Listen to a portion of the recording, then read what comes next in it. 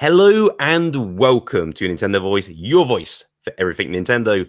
This is episode 160, being recorded on the 13th of February, 2019. My name is Lewis Pugh, and joining me to talk all things Nintendo, we have Harrison Milfeld. Greetings, everyone, and what a day we've had today. Colin Crompton.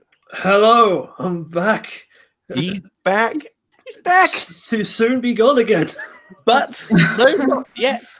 We also have Holly Fellmeth, friend of the show. We do. Yeah. Yay. Hi, I'm here. You guys must like me to invite me on for the last episode. Of course. Exactly. That's what that gesture means. If you get invited onto a podcast with friends, it means you're very much welcome.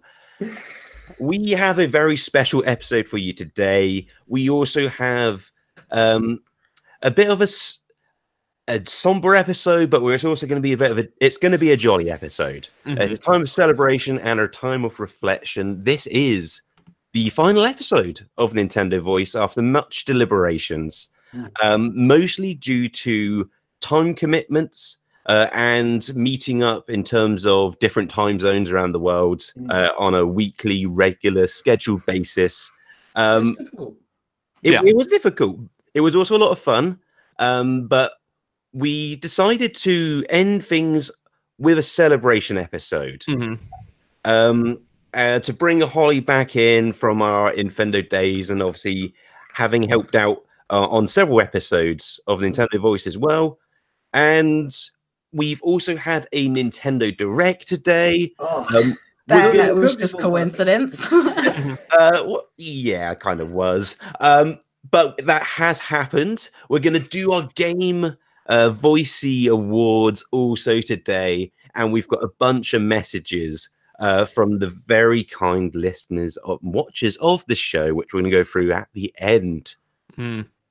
But so, yeah, like Lewis said in here, this was not an easy decision for us. And to me, it's just like this. And I know that we took so much time away probably from it. Again, this is the first episode of this year. Last we did in December, and we are now just realizing we had to get this right. You know, time and our own schedules and whether new things we wanted to do. We just had to find some way to actually just make this all together. And, you know, what better way to actually get the whole main three of us, plus a good friend in Holly that we have known for so many years, to actually do this. And we hope to entertain you a lot today and go out with a bang.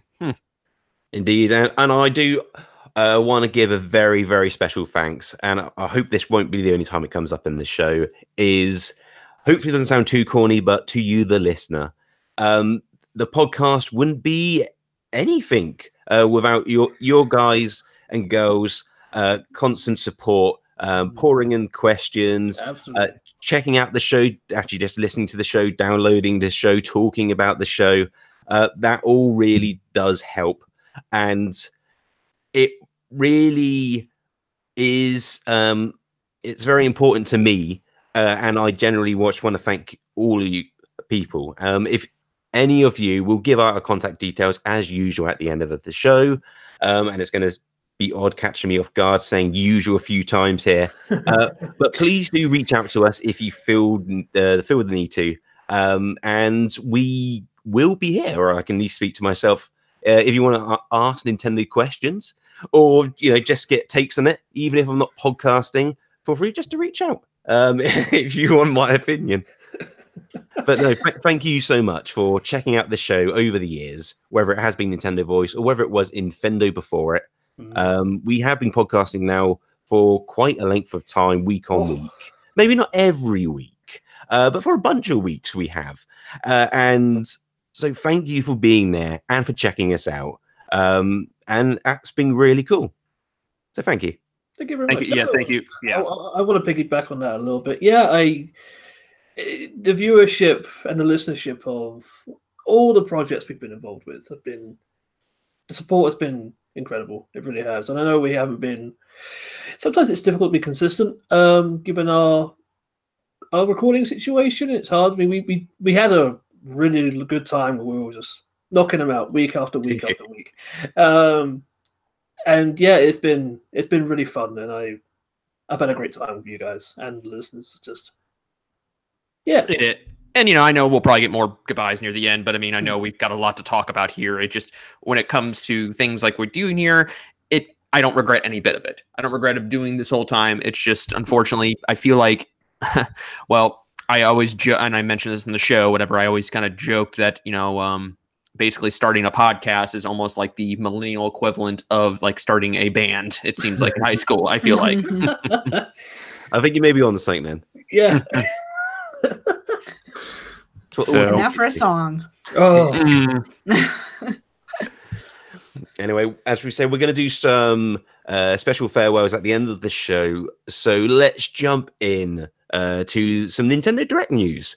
We just had a Nintendo Direct about 44 minutes ago. No, an hour and 44 minutes ago from recording. We had a surprising, or at least for me, a surprising amount of actual new announcements, new games to talk about here. Oh, yeah. So I've got a list here, which isn't in any particular order, really. But I thought if we go down, obviously we'll stop on more important, notable items. Absolutely. Yes. The first thing here. Oh, go on, Harrison. No. I was thinking like the lead up to this whole thing was kind of getting to a point where we thought this was going to be in January, and then it got to a point where we had like a Twitter Direct where a bunch of release dates happened and such, and now I didn't. Then there was like Direct. That's yeah, awesome.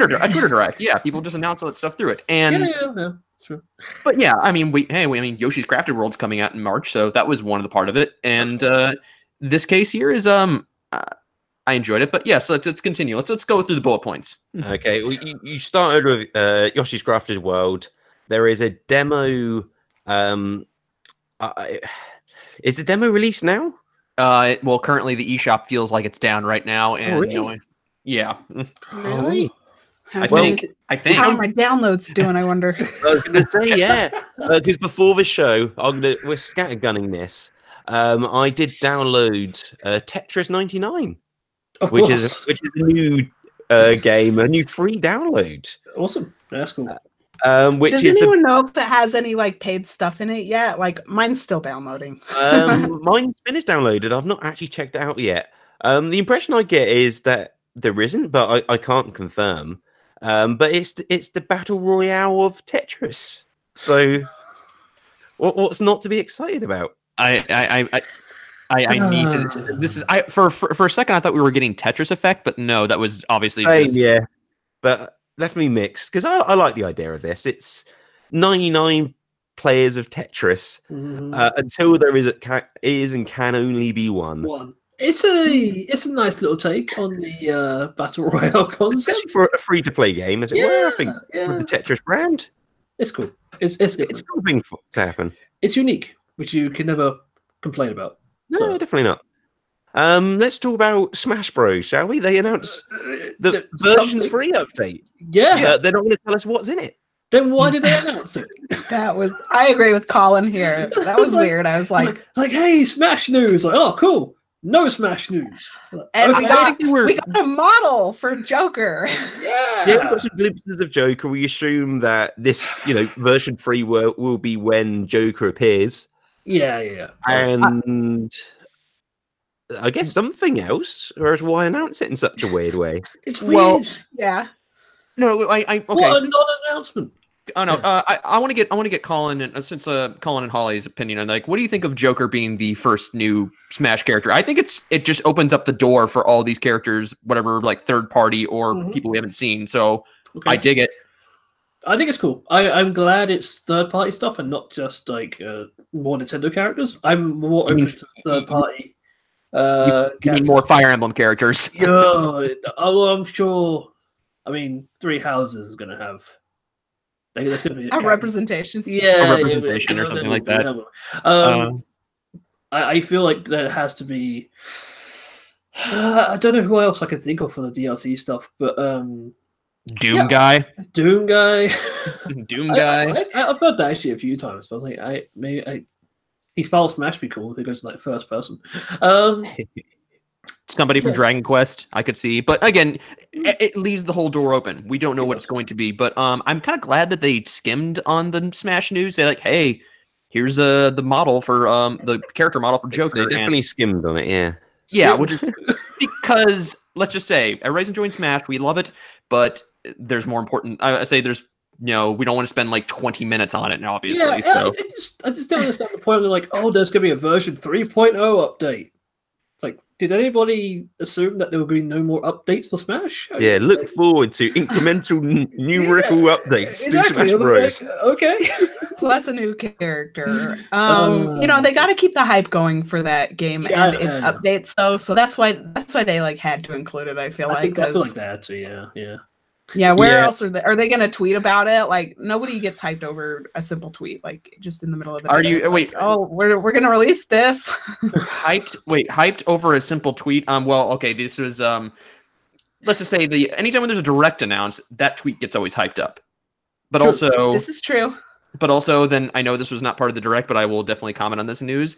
When of course they announced this was like right before I was going on a trip out of state when they announced that Metroid Prime 4's development has been scrapped and restarted with Retro. And I don't want to spend too much time on it because I said in length in Twitter rants, but to me, I'm just glad Nintendo was actually transparent in their decision because most companies would just bury this and be like, yeah.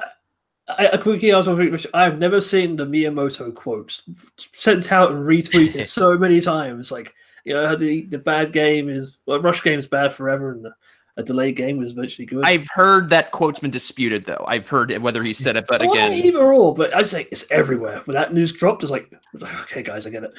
Well, what kind of tweet just saying like Smash Bros 3.0 is coming? Like, what kind of tweet that just says that is gonna get that hyped up? So, like, that's what I'm saying is that like having it in the direct. Yeah.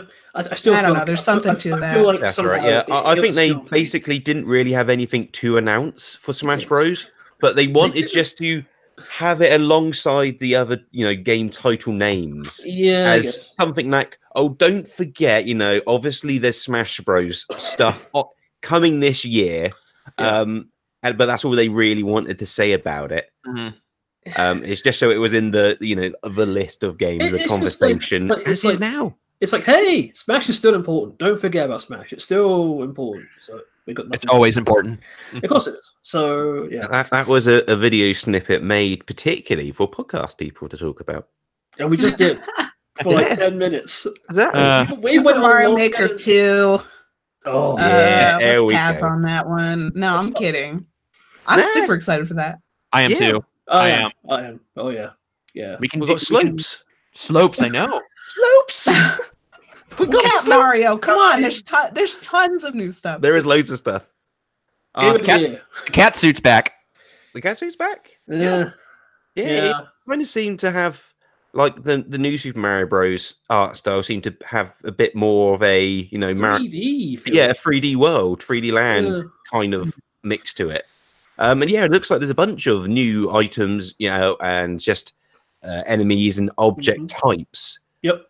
This doesn't look like a bare bones update, as it were. Right. It looks like there's a lot of like things, little minutiae mechanics you can add to these levels that you couldn't before. The one thing I hope they've done, and I don't think they have, but the one thing I hope they've done is given each game engine its own feel.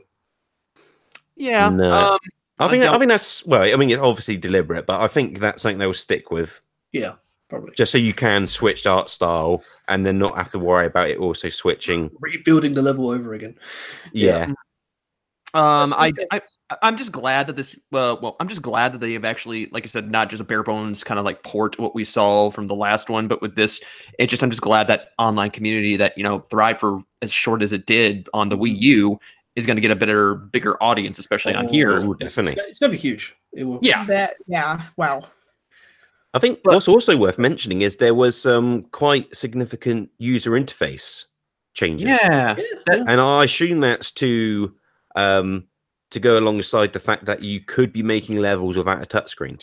Yes, absolutely. And so I reckon they've got a system they're happy with where you could just make levels with a Pro Controller, which is cool.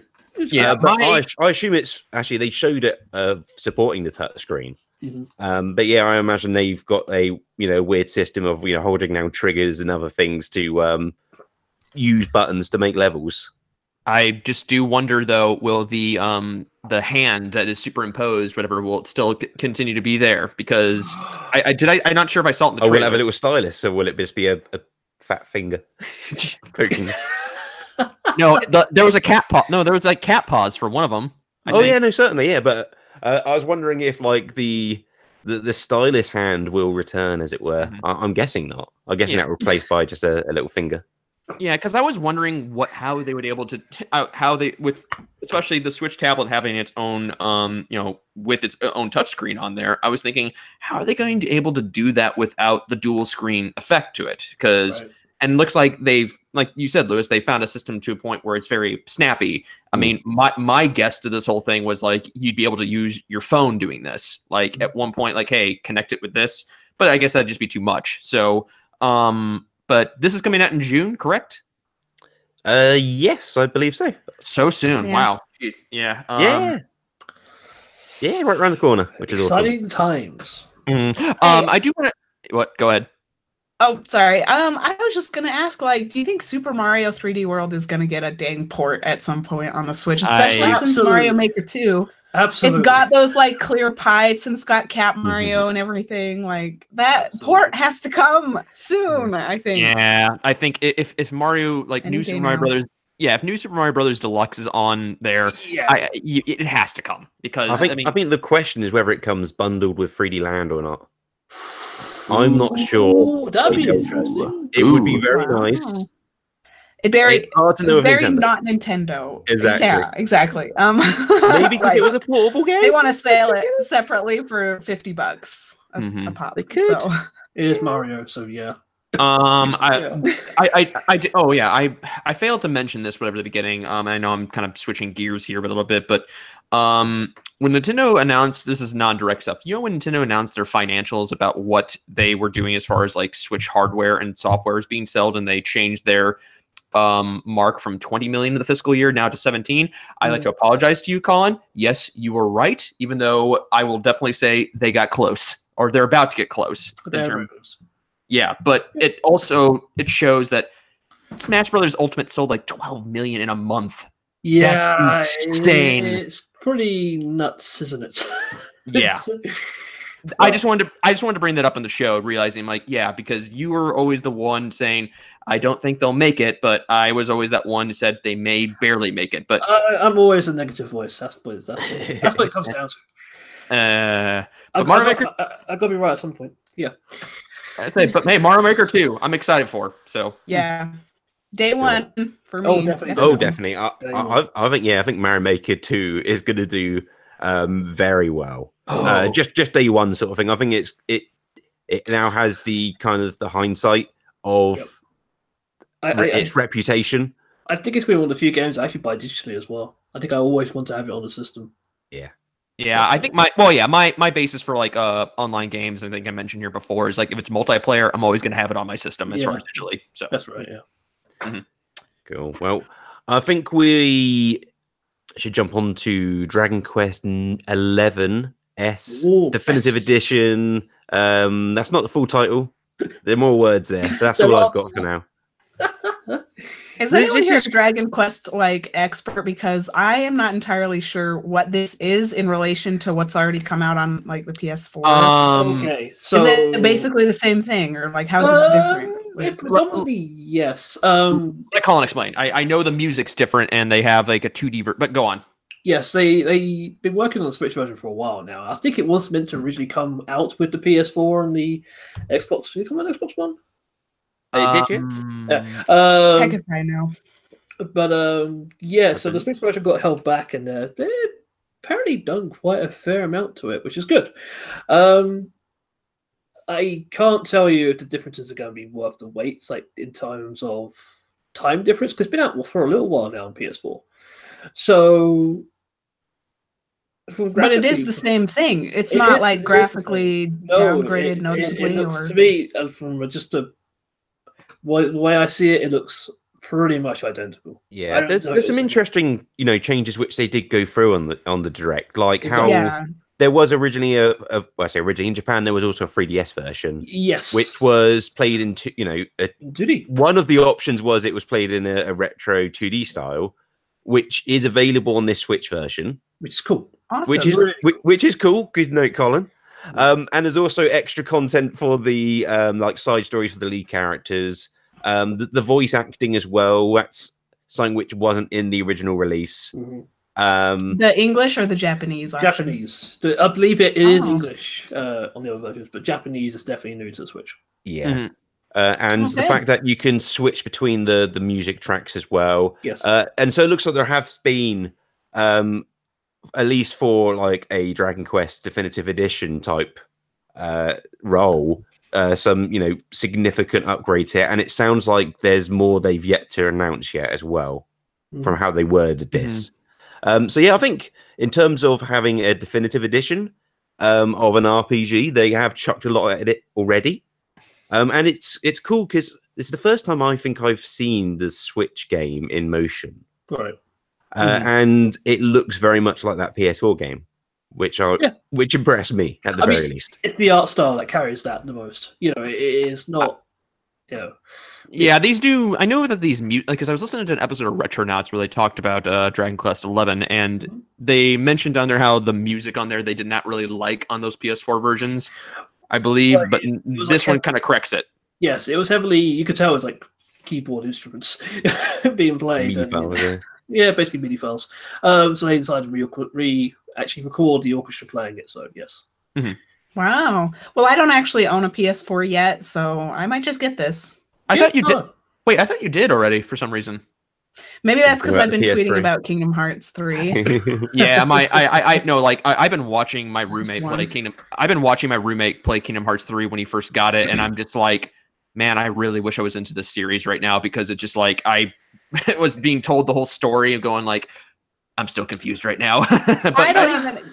I've like played them all for the most part, and I still think the story is just ridiculous. You play it for the gameplay and just kind of the fun. It's funny because combat. The story makes perfect sense in the first game. Yeah, I agree. It's like, what is going on? But I will definitely say when that game released, I was so happy seeing people, whether on my Twitter feed or my Facebook feed, just so excited to get the game because they were waiting for so long for that. And I'm like, yeah, I don't know. Again, it's the same thing whenever a Metroid Prime 4 releases, I'm going to be like, you're going to see my feed just go like, whether it's like 2025, I don't know, but 2025. Except Metroid Prime 4 is probably going to be pretty decent, or at least I hope so. This is like kind of a big tangent, obviously, but I don't really like Kingdom Hearts 3 that much. I'm just playing it on a friend's Xbox, just a rental of it, and so sorry, fans of that game, but it's kind of a disappointment. The fans are going to come after you. Yeah, sorry, Goofy. Chasing you with pitchforks. Goofy's like the only character I actually like in that game. Funny you should mention him. Okay, Marvel. Ultimate Alliance number 3. Is this our first look at this game in motion? No, the Game Awards showed that back in December. That's when it found. Yeah, I missed that. I only heard about it then. I think I remember mentioning on said podcast. On said, yes, briefly. Which, by the way, Team Ninja is actually developing this. Awesome. Is that a good thing? Oh, it is. That is a good question. I would say it is. Team Ninja is. I think for the style of game, I think they're well equipped. Absolutely.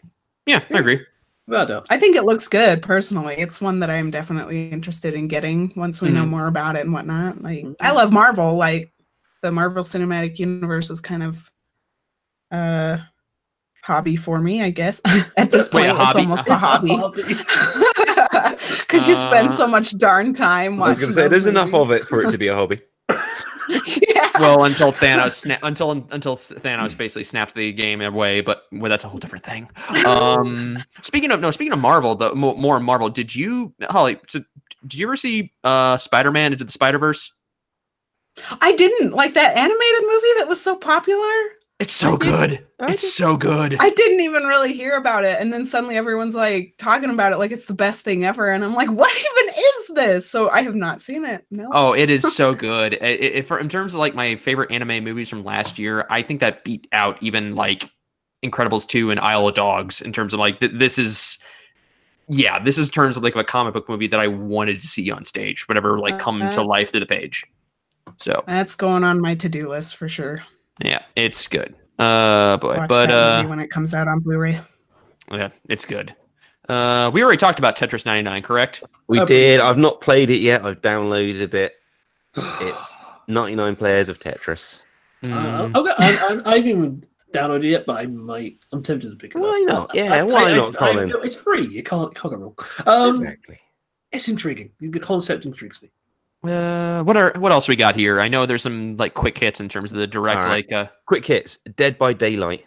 This looks like a I'm not sure what this looks like. It's like a team versus a single player. Yeah, it's a team horror themed survival game. Yeah. I played it. I played it on PS4. Oh, okay. I'm not really a fan of it, to be honest. I feel like it's very unbalanced in terms of being on the survival team as opposed to being the one person. I know it's meant to be like that. The survivors win most of the time. Yes, because I feel like I never really got into it. I did a few games and dropped out. It didn't hold my attention. Mm-hmm. Yep. Is this a free game? Yes. Well, it's free on PS4. No, it's not. No, it's not free on PS4. I paid for it. Oh, there we go. It's probably won't be free here then. No, it won't be free. No. Oh, I was gonna say, well, at least you could check it out, but it's a cool concept at the very least. Sure, we'll go with that narrative. All right, that's all right. Can't. Not everyone can be cruel, Colin. No. Well, some of us can be great at alliteration. Colin's here for. Oh yeah. Yes. We got Daemon X Machina. Oh, gorgeous. There's a demo as well for this one. Demo out now. Yeah, I'm excited to play that in like a day when it finally actually finishes downloading because my internet's crappy. We got was it a couple stages in the boss or Something like that. Yeah, basically. Mm-hmm. This is it's kind of frustrating because this is a game which I've kind of been waiting to get my hands on, just to decipher more what it is or how it plays at least. Are you blaming Tetris? Sure. And I'm so close. I probably will say Tetris. You're so close to the downloading. It's just like, but again, everybody wants to play this. So I know that's something I'm doing a podcast instead of having played the thing to inform you.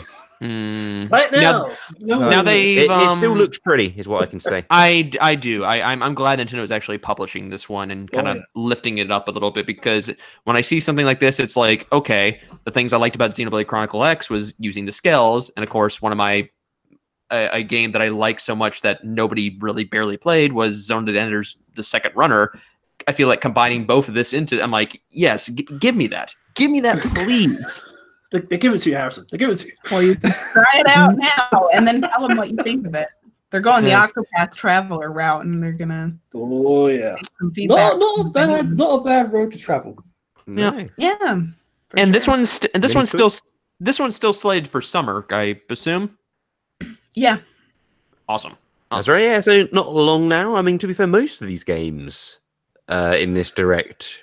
Well, that's kind of Not that far around the corner. That's kind of Nintendo's thing with directs. They don't announce games like, oh, in 2 years' time you can play this. The only game I can really think of, this is like early Nintendo Direct stuff, was like X when they first announced it. That was essentially okay when that direct came. It was like January 2013. That was essentially like. Well, after when they found out the Wii U sales tailed off after the holidays and they saw what they were going to get, they're just like, oh crap, announce everything. just throw it on the table. It was a good direct. Was that the Wind Waker? That was the Wind Waker one as well, right? Was that Wind Waker HD? Was that what? Yeah. I think that was the Wind Waker. Was that the Wind Waker HD? I think it was. I think it was as well, yeah. Anyway.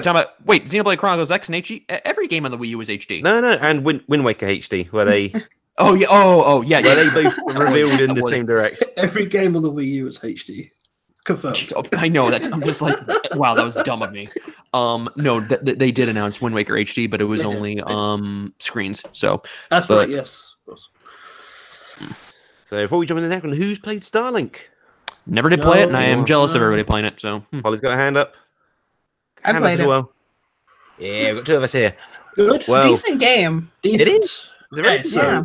Solid 6 out of 10. Good. What's no? Anyway. Wait, you're saying that because you've played it? No, because you said it was decent. Yeah, It's that's the thing. reverse review system. It's got some problems in my opinion. Like, okay, one thing, and maybe they've actually fixed this in an update. I really need to go check, but like you can't combine physical parts with the parts that you have digital only, because when you get, even if you get like the physical copy of the game and you've got your physical ship and everything like that, you still get some digital stuff, just like kind of the main guy's basic ship or whatever. And I would like to kind of combine those, like put my little Star Fox figure in there and then add on the digital only parts for the ship. And they were not allowing you to do that back when I was actually playing it, and so I kind of stopped playing it. Not necessarily for that reason only, but that's just one thing where I'm all like, why can't I combine these things? So, you know, I can't talk for that side of it because I've purely got the digital version of the game.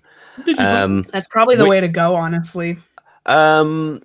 Depending how the savings really. I think I didn't quite have the deal I could have had if I waited a little while on this game. That's Ubisoft, man. I bought this near launch. Just wait on the digital like bonus edition. So because it cost more than the physical game did at the time at its retail price.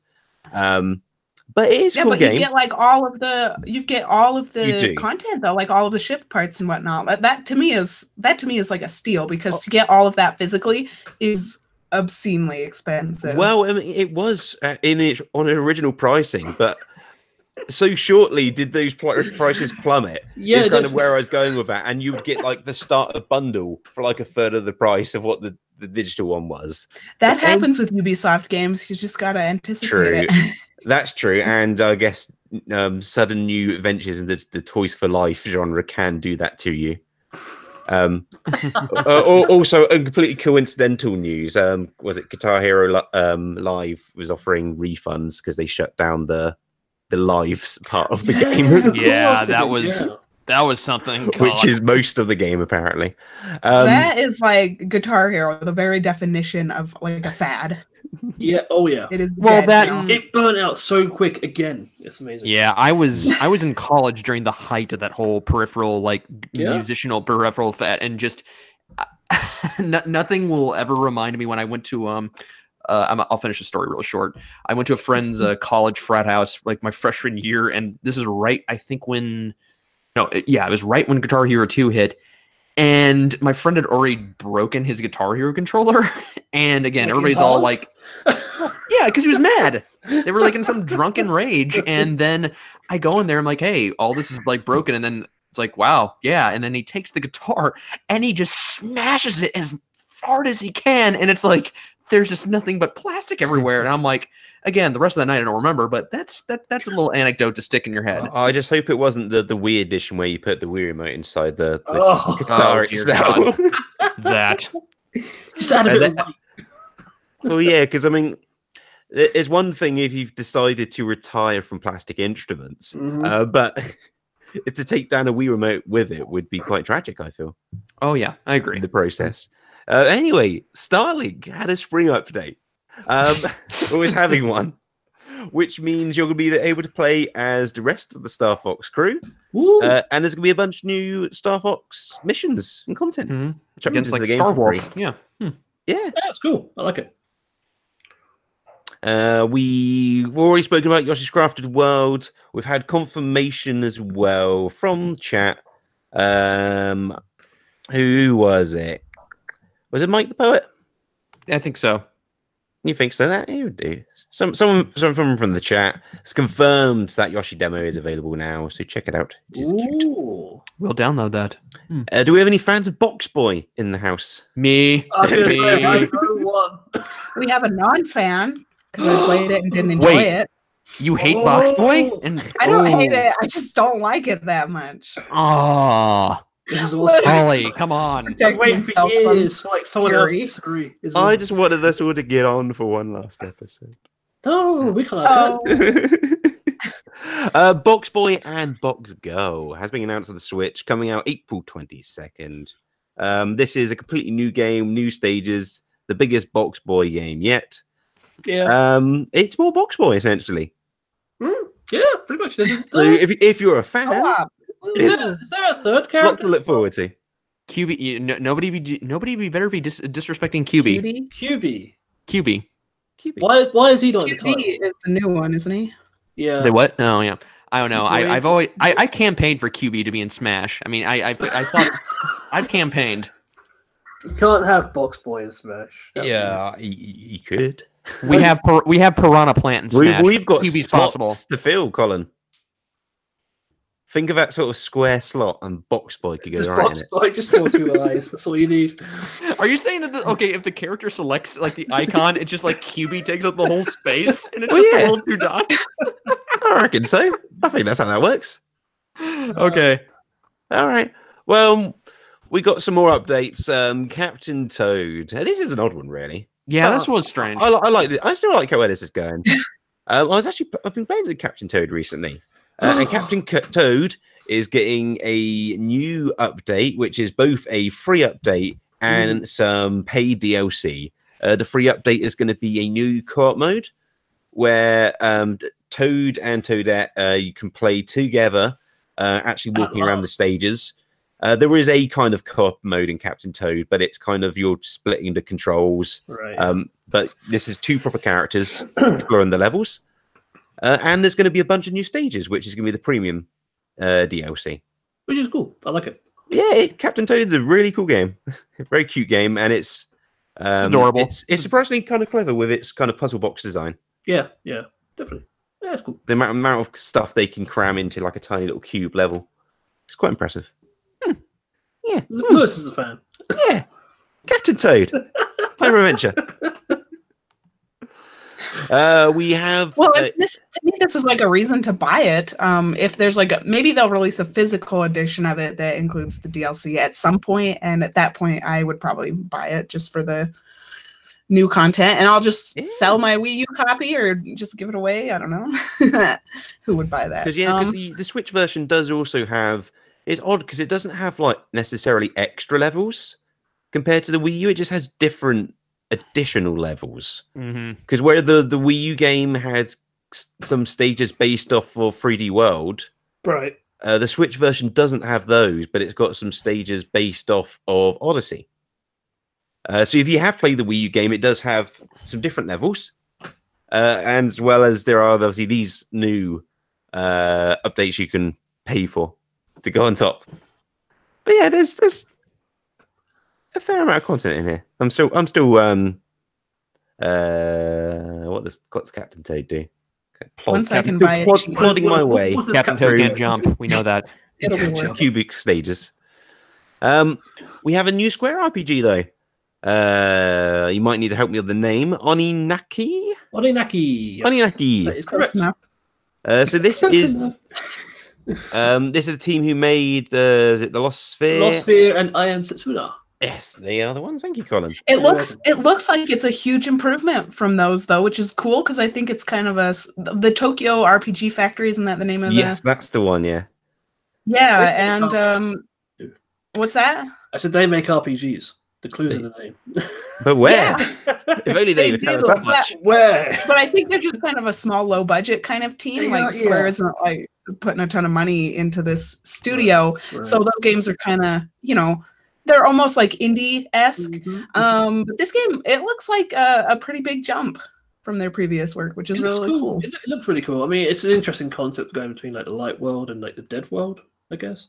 The other side. How did they call that? I don't know. I think it was called the other side. It wasn't the word of the world of like the dead or anything. No, like but that. It was something different. Like spirit realm. I don't know. I can't remember. Basically, but it was like that, and it's a cool dynamic. It looked interesting. I'll need to see a bit more of it, I think.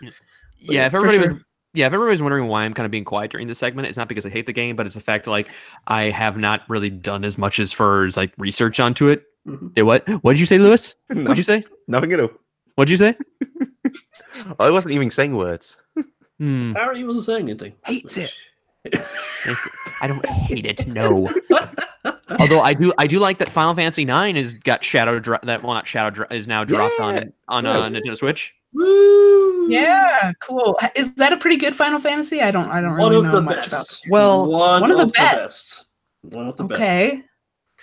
Awesome. Well, it's like 15 pocket edition. So yes, 7's coming out in April or March. Wait, was it April or March? Did I say March, like 26th or something? And meanwhile, Final Fantasy VIII is not coming out despite it being its 20th anniversary this week. Because no one likes 8, which I really like 8. Like I don't know, I don't get the hate for it. But anyway, yeah, Fantasy 9 is awesome. Really good, really good. Good deal. Okay, well, we also have Toby Fox's Deltarune episode 1 has been announced for the Switch. It's going to be free. It's coming out February 28th. The other episodes will not be free. They will not be coming out February 28th. And then this is a hot work.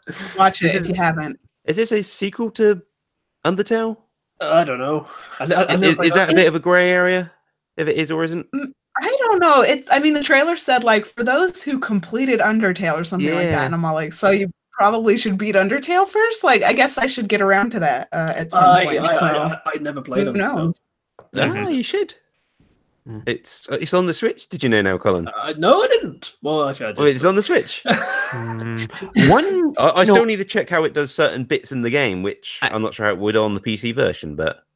I really liked how they censored a lot of things with the dogs, like as far as when it came to the spoilers. So I thought that was kind of a little clever. Targeting those War Groove fans, everyone loves that game because of the cute puppies. Of course. Oh, I know. And the dog commander. Yeah. Here's the thing with the dogs in that one. When you battle them, whatever. I mean, they don't die; they just run away. That is a nice detail I like. I haven't played it. I'm afraid. No. Speaking of Rune in the title, I know it's not in our notes, but wasn't like they had Rune Factory stuff? They did. Yes. Interesting. Who didn't put this in notes? Rune Factory is awesome. Rune Factory 4 was amazing on 3DS. I really enjoyed that. I never could get into it myself. I bought it and everything. It's Harvest Moon with combat, decent combat. Well, 4 is the version which is coming out soonest on the Switch. Yes. 5 is being announced in development. Yep. But it did look like it was a port of a 3DS game, what they showed. It pretty much was. Yeah. It is. Clearly. I'm not going to buy that game again. I already own it on 3DS. And like I said, I just couldn't get into it. 5, however, like a brand new one built from the ground up for the Switch. Absolutely. I'm interested. Yeah, it just seems like I loved the Wii game, the first Wii game. It just seems like for the one on the Switch, they haven't really added anything new. It's like, hey, here's the same game again. Have fun. Like, well, what about that married life stuff? They acted like that was new or something. No, that was in the original. I was about to say, I'm pretty sure you can get married. You can get married in the original version. So, But Rune Factory 5 got announced, right? Or was it? Yeah, it did. Yeah, we haven't seen it. Hopefully, it will look like it's running on a different engine.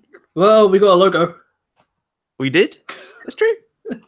And we still got Stardew Valley in the charts, seemingly. More often than it's not. So that's true. I'm sure if it's good, it will do well.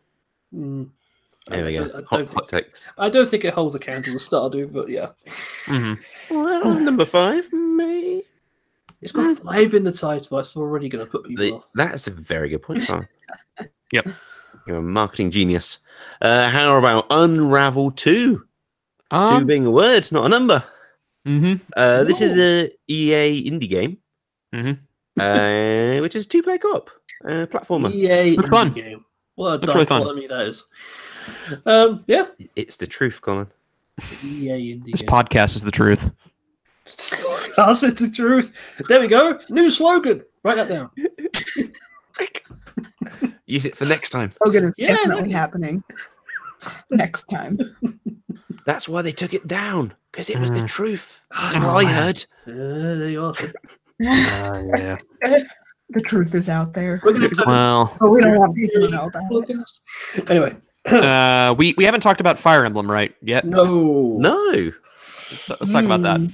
I somehow skipped it after the Starlink Spring update talk. I thought you were leaving it for last on purpose. That's what I was doing. Oh yeah. Well, the three main things we got here last are pretty good, so we'll talk about now. Can I say something first about Fire Emblem? Go on.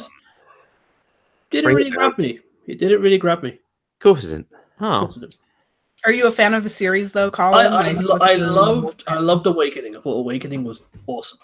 I never got around playing Fates. Again, it's one of those ones I didn't like the way they sold it. So the 3 different versions. Yeah, I haven't played Fire Emblem since Awakening, really. What was the version? What was the version you didn't like, or you liked less, Holly? What was it, Fates, or did you like Fates more? I like Fates more than Awakening. The gameplay is really good, but I mean, there's like pros and cons, and I could get into it like for hours. But overall, like gameplay is more important, and I feel like Fates has better gameplay than Awakening. But Awakening, I don't know. You know how they shoehorned in the child characters? Like there are story elements in Fates that were just terrible ideas. Too many waifus, as some people would say. Yeah. Various things, but I mean that's going down the rabbit hole. I actually kind of agree with Colin on Fire Emblem 3 Houses, which is funny because I've already pre-ordered the special edition.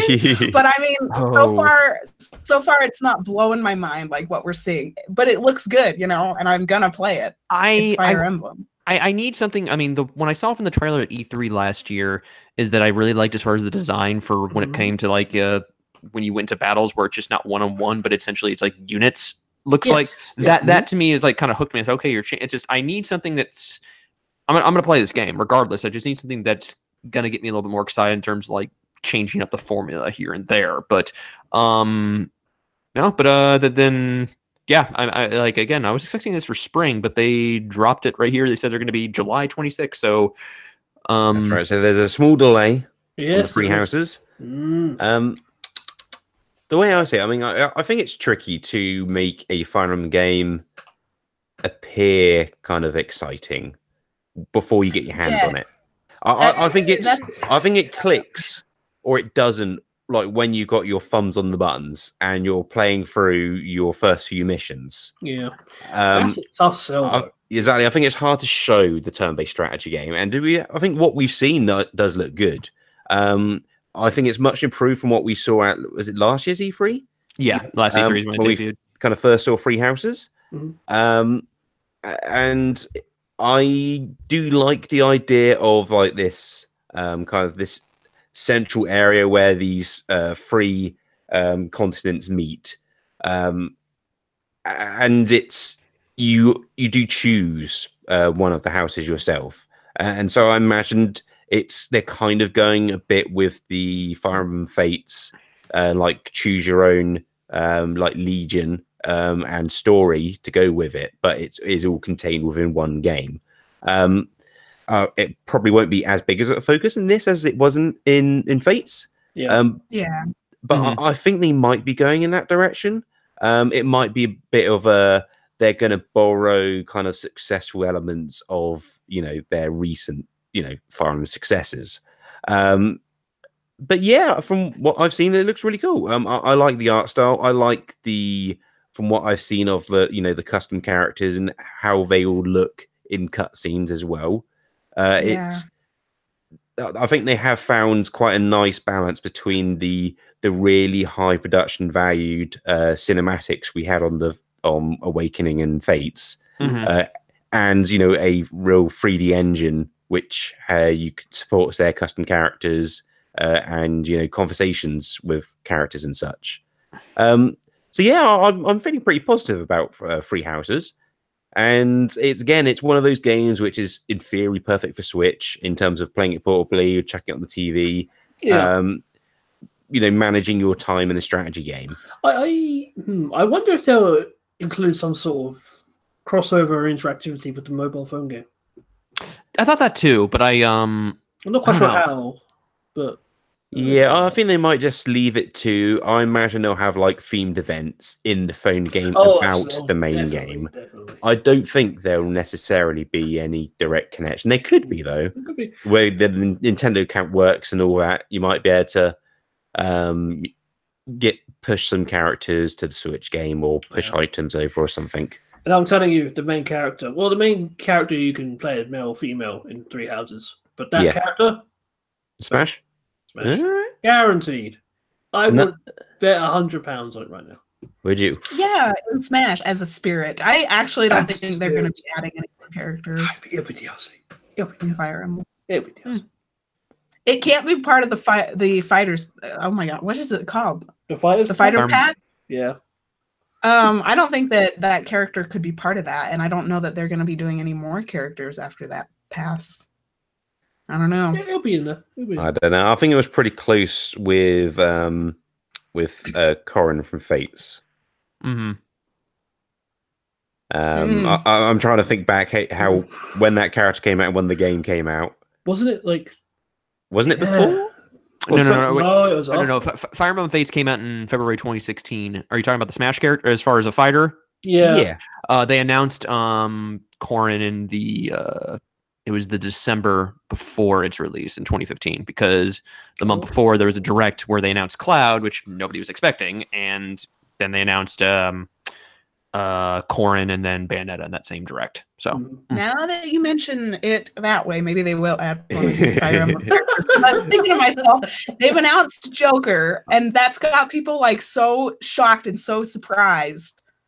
And that's exactly how Cloud was, and now. Yeah, either way, I think Sakurai's had the special tour around the development of Free Houses, so we shall see. He's just gonna be like, all right, I want all these in here, but you have 4 slots. No, I'm getting them all in Smash. Yeah. Maybe so. However, we've got 2 big games to go through still. The first of which is Platinum Games Astral Chain. Oh, I am excited for this. So good. And this is a Switch exclusive. Monolith Soft. I thought it was too. I thought it was a Monolith Soft game first. I thought, okay, it looks a little weird for them, but at the same time, I mean, they like changing things up. So yeah, it was the style of the trailer was so Monolith Soft to me. It was. It definitely was. Because it was awesome. I like it. I know. I was thinking like, wait, is this Monolith Soft's new game? And then right at the end, I was like, they showed them like, I guess it is. And then the Platinum logo showed up. I was like, holy crap! This is. I don't know. I am really. It looks so good, regardless. And we're getting this not only before Bayonetta 3 too, as well. I mean, it's like, I mean, they did mention on there about that its development's progressing well at the moment, and they didn't have anything much obviously didn't to show. But this is up my alley, really, in terms of like it's like a cyberpunk style like action year title that is what Platinum's known for. And you got the director of Nier Automata involved with this as well, and then you got Hideki Kamiya like supervising this. It's like, yes, and it's coming at the end of the summer. Yeah, it's all lining up, and it has that kind of Platinum action game look to it, but it also has this kind of in a weird way, it kind of makes me think most of Wonderful 101. But it's got this very unique but with 2 characters in this game at least, pairing up, doing abilities, special moves and such. Yep. I'm not quite sure how it's going to control in terms of 2 characters, but it does look like that is going to be the hook to this game. And they're going to come up with some very special and unique uses for that, which is cool. I think it does have its own vibe to it. It's definitely got its own style.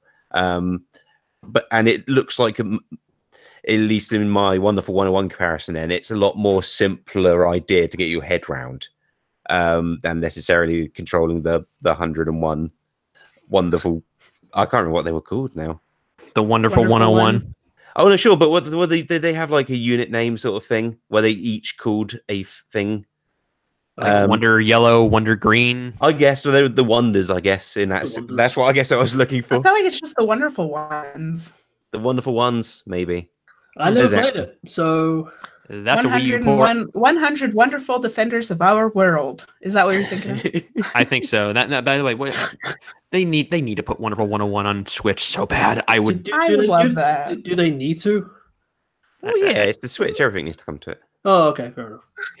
It's hard. I think it's harder. I actually read an interview about like whether Xenoblade Chronicles X could come to the Switch, and the director of that game said it's harder than you think. I mean, there's things that need to be done, and with a game like Wonderful 101, with the like there are elements where you're using what do they call that, asymmetrical. I'm not sure it's quite asymmetric, but it does use the dual screens. So you'll see you'd have to rework on that. the TV. and then you'll jump into a building and you'll be on the gamepad, as it were. Yeah. And there was touchscreen elements in terms of I think like drawing patterns, and there was a lot of weird stuff I going on in that game. I used the other control stick anyway. Like, I never liked drawing. Analog stick control. So that's not something they'd have to rework. But I think that those things could be reworked. But I mean, it costs money. I don't think that game sold very well, even by Wii U standards. By the Wii U, it's terrible. What, Xenoblade X or 101? We're talking one. Actually, yeah, I'm thinking Wonderful 101 now. 101 did not sell well, apparently. Yeah, that's one I don't think will come. Like, I think Xenoblade Chronicles X has a much better chance of coming over. And if they do that, I wish it would. But if they do, they need to rework some things on there, especially what I feel like quality of life type of stuff. But also, it's one of those games that I really enjoyed my time with, but I probably don't have the urge to revisit again because it's because out of the Xenoblade games, I think like that's the one that's the most demanding out of your I mean, yeah, it's just I loved X. I didn't like the story very much, but the gameplay had me hooked because the exploration aspects. But yeah, I don't think I want to go through that again. The story beats to get to the exploration. Yeah, I wish that game and Wonderful 101 and Pikmin 3 and Super Mario 3D World and what else is there that I'm missing? Every Wii U game Nintendo Land. It's Portageddon again, isn't it? Hey, at least it's Direct didn't have a lot of ports for you to get. I loved it. This is the best Direct ever. Yeah, amazing. More ports, the better. And it did end on a high note, though. It did. This one's an enhanced port, I believe we call it. It's yeah, I'll accept it. Totally out of left field. It's already had a deluxe edition. Anyway, we have The Legend of Zelda: Link's Awakening has been announced for the Nintendo Switch. Not a port, but a brand new from the ground up remake. It kind of looks like it's in the Link Between Worlds style. A little bit, but I think the Link looks a little different. He looks true. chibi. I was thinking more of like he's tiny and cute. More like the engine. Yeah. The graphical style is different to that. It took me probably no more than a few seconds, but it took me a few seconds to get used to the idea of like the bug-eyed Link. I'm still not used to it. I'm sorry. Yeah, I'm not sure how you could better have done that. Because I wouldn't have liked them to see adopt the Wind Waker Toon Link style all of a sudden. Because I feel that wasn't that Link. But yeah, this is the Game Boy game remade. Or Game Boy Color game if it's the deluxe version. And it looks pretty faithful from what we've seen. The scenes that I saw at least looked like they were pretty much just very faithful creations. So I imagine the game is going to be a pretty faithful creation. Maybe there'll be some bonus content. But I reckon it's going to be a pretty maybe simple is the wrong word, but a pretty faithful port of that Game Boy game. And yeah, it's coming out this year. This is a Switch game. This is not a 3DS game. Yeah, I'm happy that we're just getting top-down Zelda again. I always loved the top-down Zelda style. It kind of leaves me a little bit concerned. Like, they're redoing Link's Awakening. I mean, it's a reworking of Link's Awakening, I would say. That's a good way to put it. Kind of like Metroid: Samus Returns, actually. Yeah, it pretty much is like that. I'm kind of worried. I'm like, don't touch Links of the Past. Leave it. Don't touch that one. That's fine. Just that's yours. It's you know it's gonna happen. Think now. At any point, could you see how like weapons and items were assigned to buttons? Was that part of the interface on the screen? I'm talking about on Link Between Worlds. No, in Link's Awakening, the new remake. Did they show like in the corner of the screen like what items Link had available at the time? I think I only had one assigned or something like that, but I could be wrong. It's been a while since I played it. The Game Boy game, you could only have 2 things assigned. Oh, 2 things. Oh, yeah. So, and that covered everything. You could unequip the sword to equip exactly. Yeah, like that was including the sword. So it wasn't like additional items. So I imagine that system's going to be overworked. Yeah, it has to be. Which will be a very nice quality of life thing. It'd be kind of great if it just left you as 2 things to equip. True. But yeah, I don't think they need to make too many like fundamental game design changes to this, because it was a pretty solid traditional Zelda game. It's with traditional. a bunch of fairly sized dungeons, Mhm. a good overworld. I mean, it's it's still one of the weirder Zelda games. exactly, yeah, but I think that's I think they're gonna stick true to that. I think This it's gonna is be a the weird Zelda Zelda game. game. Where Link learned to jump. Yeah, Oh yeah, there was the area where he's and Goombas and Chain Chomps are in this. Yeah, Yoshi that as well. Is that Yoshi though? Yeah, it's Yoshido. Yeah, Yoshido. We get with a claw machine. Yeah. I wonder if Toki Day. Interesting. I reckon so. They showed a Goomba, so I imagine everything it must will be, stay. yeah, I reckon Kirby will be in there. Oh yeah, There's Kirby enemies. They're going to cram more cameos in. That'd be amazing. Well, Kirby was in the Game Boy game. There might be more. Yeah. He looks exactly like Kirby. He's just an enemy. Oh, okay. He can suck you up, and you just kill him with a sword. But no, this announcement to me, like when they first ended it on there. It's with any trailer, you're trying to figure like what is this when it started beginning of those high seas, and then once it got to that ship, and then you saw the familiar, like, oh no, they are really doing this. And yeah, I'd be lying if I said I didn't have a tear shed down my eyes about this. I'm like, yes, this is a Zelda game that I really appreciate that's being remade in HD, but with the same style like this, and just like I said, I completely out of left field. I was not expecting this.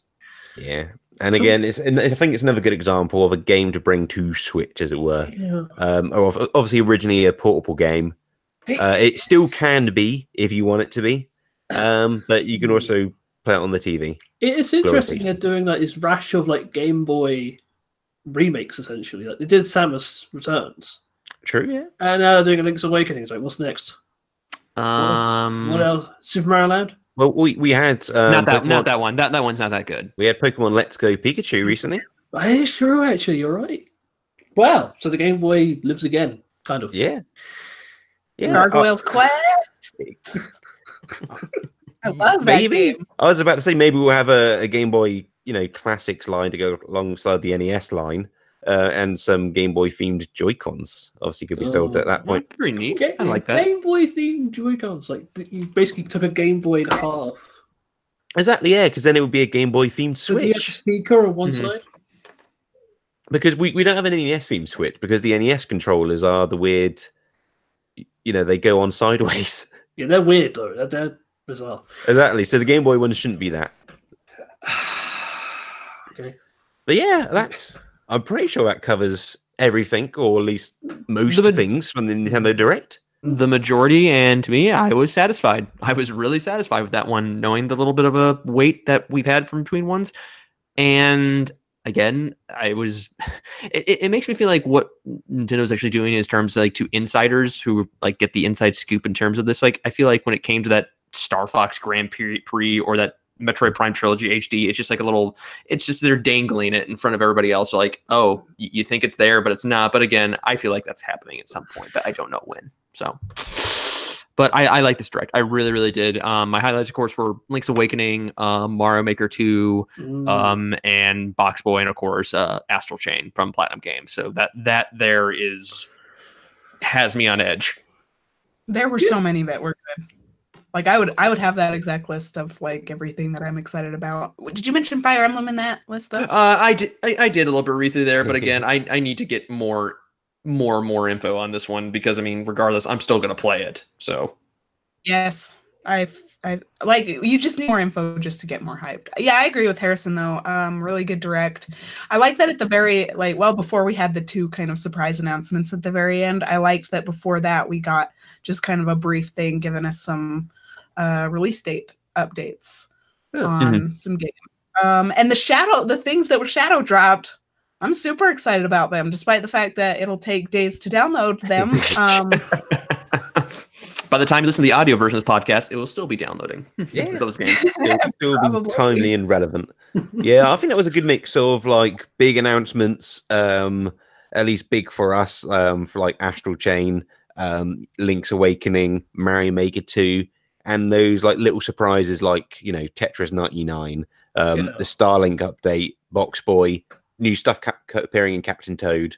Yeah, I think it's a really good, well-rounded Direct. Again, it's cool to have things like downloading, free stuff just to jump into, as well as stuff and most things just being a few months around the corner, which is cool. Overall, it was good. Yeah. There you go. 7 out of 10. I won't go that high. Oh, I said too much. It's good, not great. Come on. Oh, okay. Anyway, it's on par. It's on par with Mario Odyssey. Yeah, Oh, there we go. Oh dear. Can't be that bad, Connor. Anyway, it's not a bad game. It's good. It's not a bad game, is it? No, it's good. It's not bad, just not for his taste. Anyway, let's move on now to the 2018 and the final Voicey Awards. We're going to be doing things a little bit differently this time. We've got 10 categories to go through. Very sensible, serious discussion is going to be had. It might be a quick one. Who knows? or it might be. We shall see. But I've come up with a list of categories, and we're going to go through them, working out which games are the victors of each. And then after that, we're each going to announce our own personal games of 2018, or game of 2018, and potentially runners up. So first of all, the first award we're giving out is the Can't Keep You Out of My Head award. When I came up with this award, what I had in mind was like a catchy tune getting stuck in my head. Okay. It doesn't necessarily have to be that. It could be a game which gets stuck in your head for other reasons. Maybe you're not playing the game, but it's something which knocks on your brain, and you think you want to go back and play that when you've next got some free time. Any games immediately come to mind, panel? For the Can't Keep You Out of My Head award 2018. And the idea would be Smash Brothers, knowing that when it came to its music, but I feel like that's a thing that can't get you out of your head because there's so much music in that game to a point where it's like, yes, you can have it on loop. So that's my nominee. I think Smash is a good contender here. Also, I think it's got just an addictive gameplay loop. It's a game people get very feverish about. Yep. I can see the argument there for sure. I wanted to bring Xenoblade 2 Torna for consideration here for the music itself, specifically that battle theme. The nice jazzy addition there. Love that theme. Yeah, that theme kept coming back into my head when I wasn't playing the game, especially before I was finished with it. So yeah, I think I'm going to put my chips there personally. Colin, do you have any strong opinions either way here? In terms of music, the soundtrack that really kind of it's the only soundtrack I went back to listen to really was Octopath Traveler soundtrack. I thought it was really well. Yeah, are we talking also like a good battle theme? Are we talking specifically about music then? Or I thought we were just talking about a game that overall you couldn't stop thinking about. Overall, I think, but again, yeah, it's overall. Like, music is definitely part of the consideration. It could be for a title. It could be the only thing reason you're nominating it. But yeah, it could be for other reasons. The Octopath thing, like, there's an argument for that. I think I might side with Colin on that if we're going with music. I bought the whole soundtrack actually, even though I got the special edition with the partial soundtrack, very partial, but I was like, I need the whole thing. Need it. I think I'm gonna help you out here. I think I'm also gonna go here with Octopath Traveler. I think in a weird argument is because it's a game I've still not beat yet, but it's a game I am still playing on and off. But I've not. There's other games I would have written off by this point, but I've not for Octopath, and the music is catchy and does stick in your head. Harrison, are you going to join us here? I think I'll join you basically in terms of that one there. So yeah, even though I haven't played the game, but I've heard excerpts of the soundtrack to a point where, like, yeah, this does deserve this. So we have our first winner. Okay, yep. Our first winner goes to Octopath Traveler for the Can't Keep You Out of My Head award. Next up, we have our Best Tasting award. This, I don't know what this is. Overcooked 2. There you go. Oh, it could be Overcooked 2. There's a lot of fine cuisine, which I can only imagine tastes delectable. I've not played it though. But I would be Me neither. happy to award it for best tasting. There's some nice looking food in Smash Bros as well. I think Captain Toad that came out this year. That looks like it would be a nice tasty game as well. Kirby Star Allies, because it keeps getting constantly updated. So, ooh, true. And Kirby does have an appetite for the sweet things. Yeah, I was going to mention that game just because I don't know what other award I would award it. Because Kirby kind of chased everything in that game with his inhaling ability. Yeah. May as well award it something. Yeah.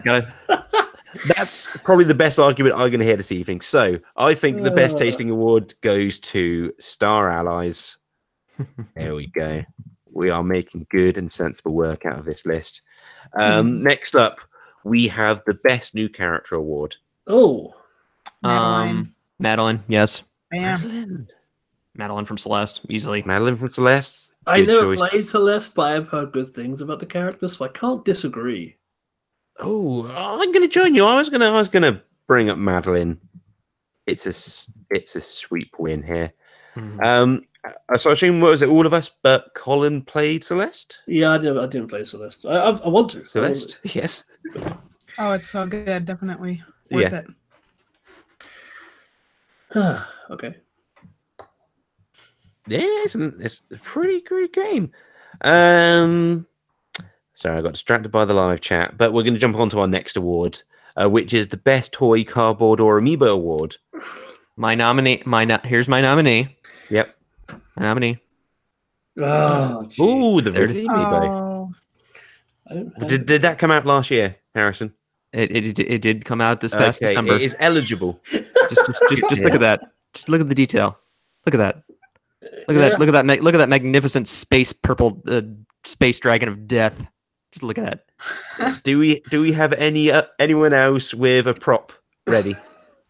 I would put forth Starlink, Battle for Atlas. The physical edition with the Star Fox ship and the little Star Fox figure is awesome. Like these are some pretty nifty toys. Like they're put together really well. They feel really solid. Do you have it and hand detailed? Can you grab? Do I have what? An R-wing right now. I don't. You should have warned me. I should have warned you. You are right. Shall I just go run and get it? Everyone knows what the beautiful. It depends how seriously you're taking this category. I won't. Oh, okay. Yeah. In that sense, you have other things to get to. I think I must award Ridley as our best toy, cardboard, or amiibo. And that's based on a bias for me, even though we have Labo. We have Labo. I know they could have easily taken, but we didn't show Labo on here. No, so. I was going to nominate. Who got the new Labo? Wait, did Labo debut this year? Like the first couple of sets and everything? Oh, in April of 2018. That's when it debuted. Wow. I feel like it's been out a lot longer, weirdly. Yeah. I still think it's dumb, but there we go. I made a fishing rod with elastic bands and cardboard. I played it a few times. I saw somebody make a piano and start a band with it. That was pretty cool. The house was awesome, actually. Like the gameplay of the house was pretty cool. Starting a band, the new version of starting a podcast. Wasn't it the other way around? It was. The Labo. Comes back the round, Labo Colin. band, though. Things are evolving from regular band to podcast to Labo band. We're kind of Labo band. And kind of now descending for a from song. like traditional real instruments piano. to the plastic Guitar Hero instruments to Labo cardboard instruments. What's next? Exactly. I think it's like a series of just printed paper, really, which it kind of detects. Detects touch. Yeah, I think that's it. I think that's. There we go. Okay, next up on our very serious Voicey Awards. Oh, of course. We have the most compared to Dark Souls award. So just a hard game that we can. I don't play hard games. I mean, sure, yeah, but I mean, I'm sure you've heard people of the internet compare games to Dark Souls last year. Oh yeah, loads.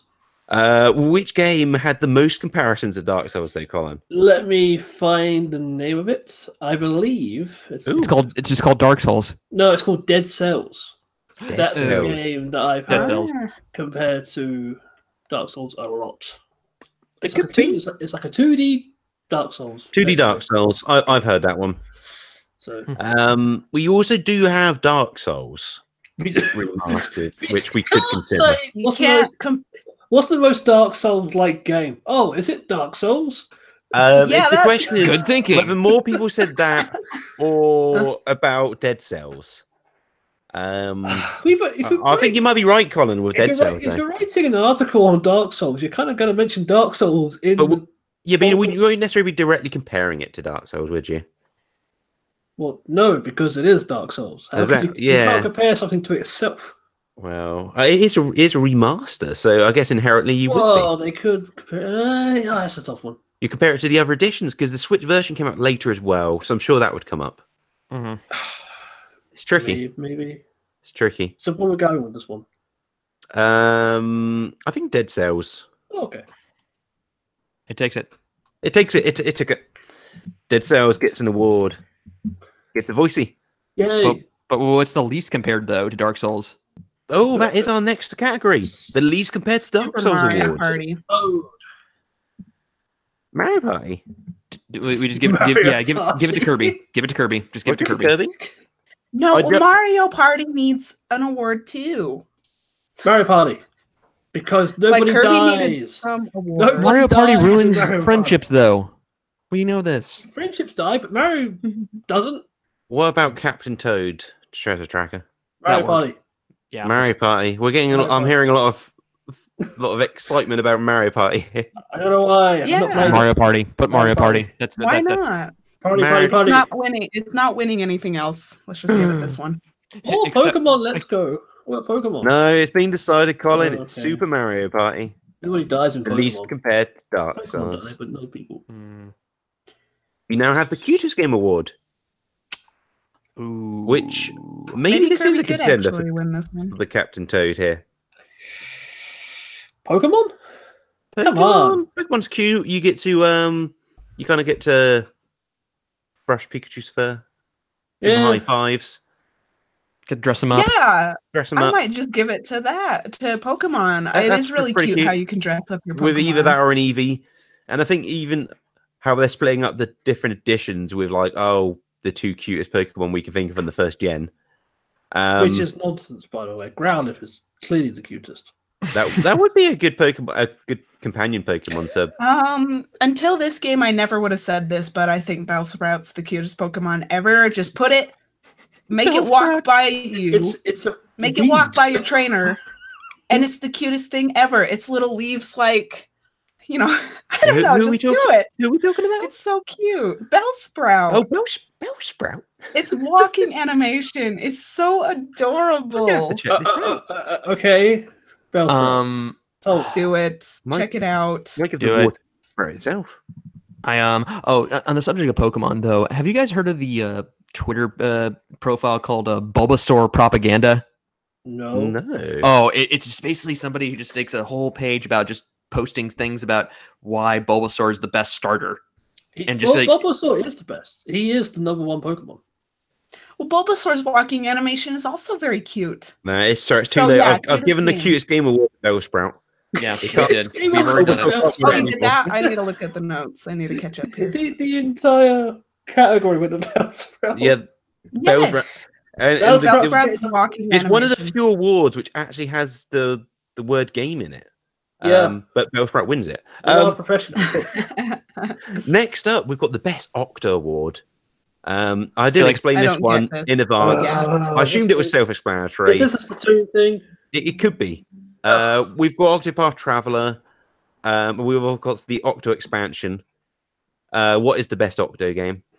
Octopath, clearly. Is it? Splatoon sucks. Whoa, Colin. This is some fighting words here. Splatoon does not suck. No. They're very honest words coming from me. But yeah, Octopath, easily. Oh, I've got a strong argument here for the Octo expansion. I think it's got a much better story overall. What? and music, Colin.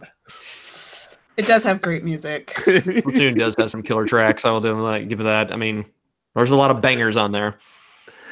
But I mean, but- I was just talking about Octopath and how I buy. But you know what? I would buy the Splatoon 2 soundtrack if I could. Why can't I do that? Yeah, Because you don't live in Japan. I don't know. Nintendo needs to do that right now. Especially Capcom put a lot of their game soundtracks on Spotify, like almost all of them. Nintendo needs to do that. Ooh, a reason to actually use Spotify. I don't really have many of those. All right, let's because it is a simple one or the other. So, Colin, I assume you are saying Octopath Traveler. Clearly. Harrison, which Octo do you prefer? Traveler or Pass?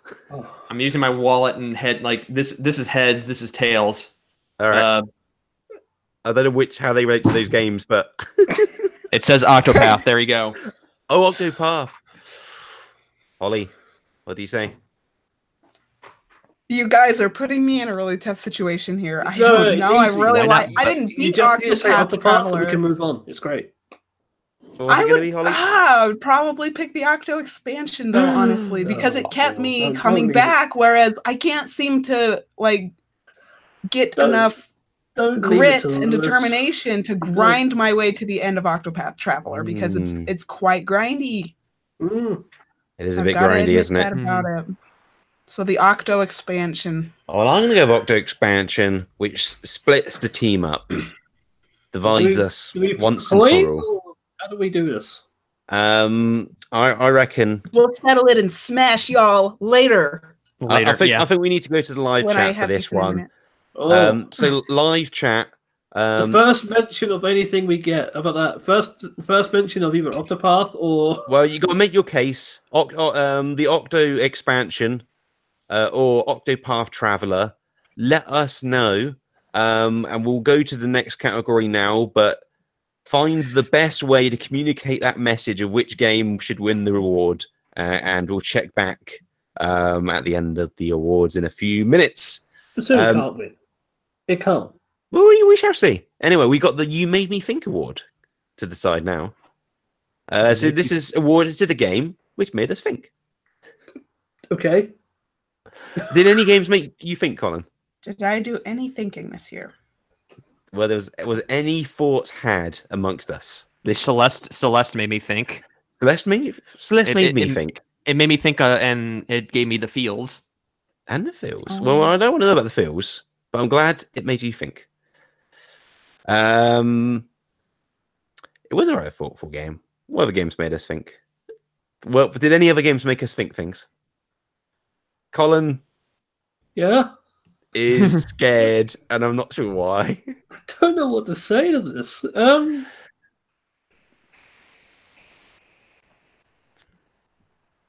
Did Octopath Traveler make you think? That actually went. It made me think that Splatoon is terrible still. Yeah, So does that win?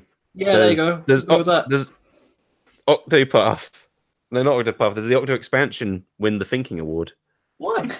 Because exactly, it made you think about that. I think so far the strongest argument we've got is for Celeste here. Mm-hmm. Sure.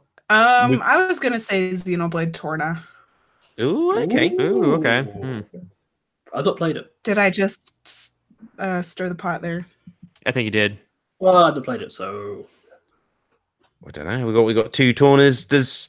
We got more strong thoughts about Torna than our thoughts for Celeste? The sad thing about me and Celeste is that I didn't beat it yet. Otherwise, I might go with that one. But I feel like It's don't know. good. It's good. Mhm. But and I've heard that like the story is really kind of thought provoking and whatnot. Oh yeah, it's well. I'll explain more once we get to our game of the years. Spoilers. Oh dear. Let's give it to Celeste. I mean, like I say, I mean, I don't want to vote on it just because I didn't beat it, but I've heard, and it's like, Xenoblade, it makes me think in terms of like, it's an RPG, in the battle system and whatnot, kind of makes you strategize. It's also very anime tropey. Like, sometimes it does the opposite of making me think. Yes, exactly. Where you're watching the story stuff and it's all like, okay, I'm just going to sit back and kind of relax. I enjoy it. While I watch. You just turn the brain off and just play it. Yeah. Exactly. That game might make me a bit dumber in certain aspects. Celeste. For the time that they happen. So yeah, Celeste wins the You Made Me Think award.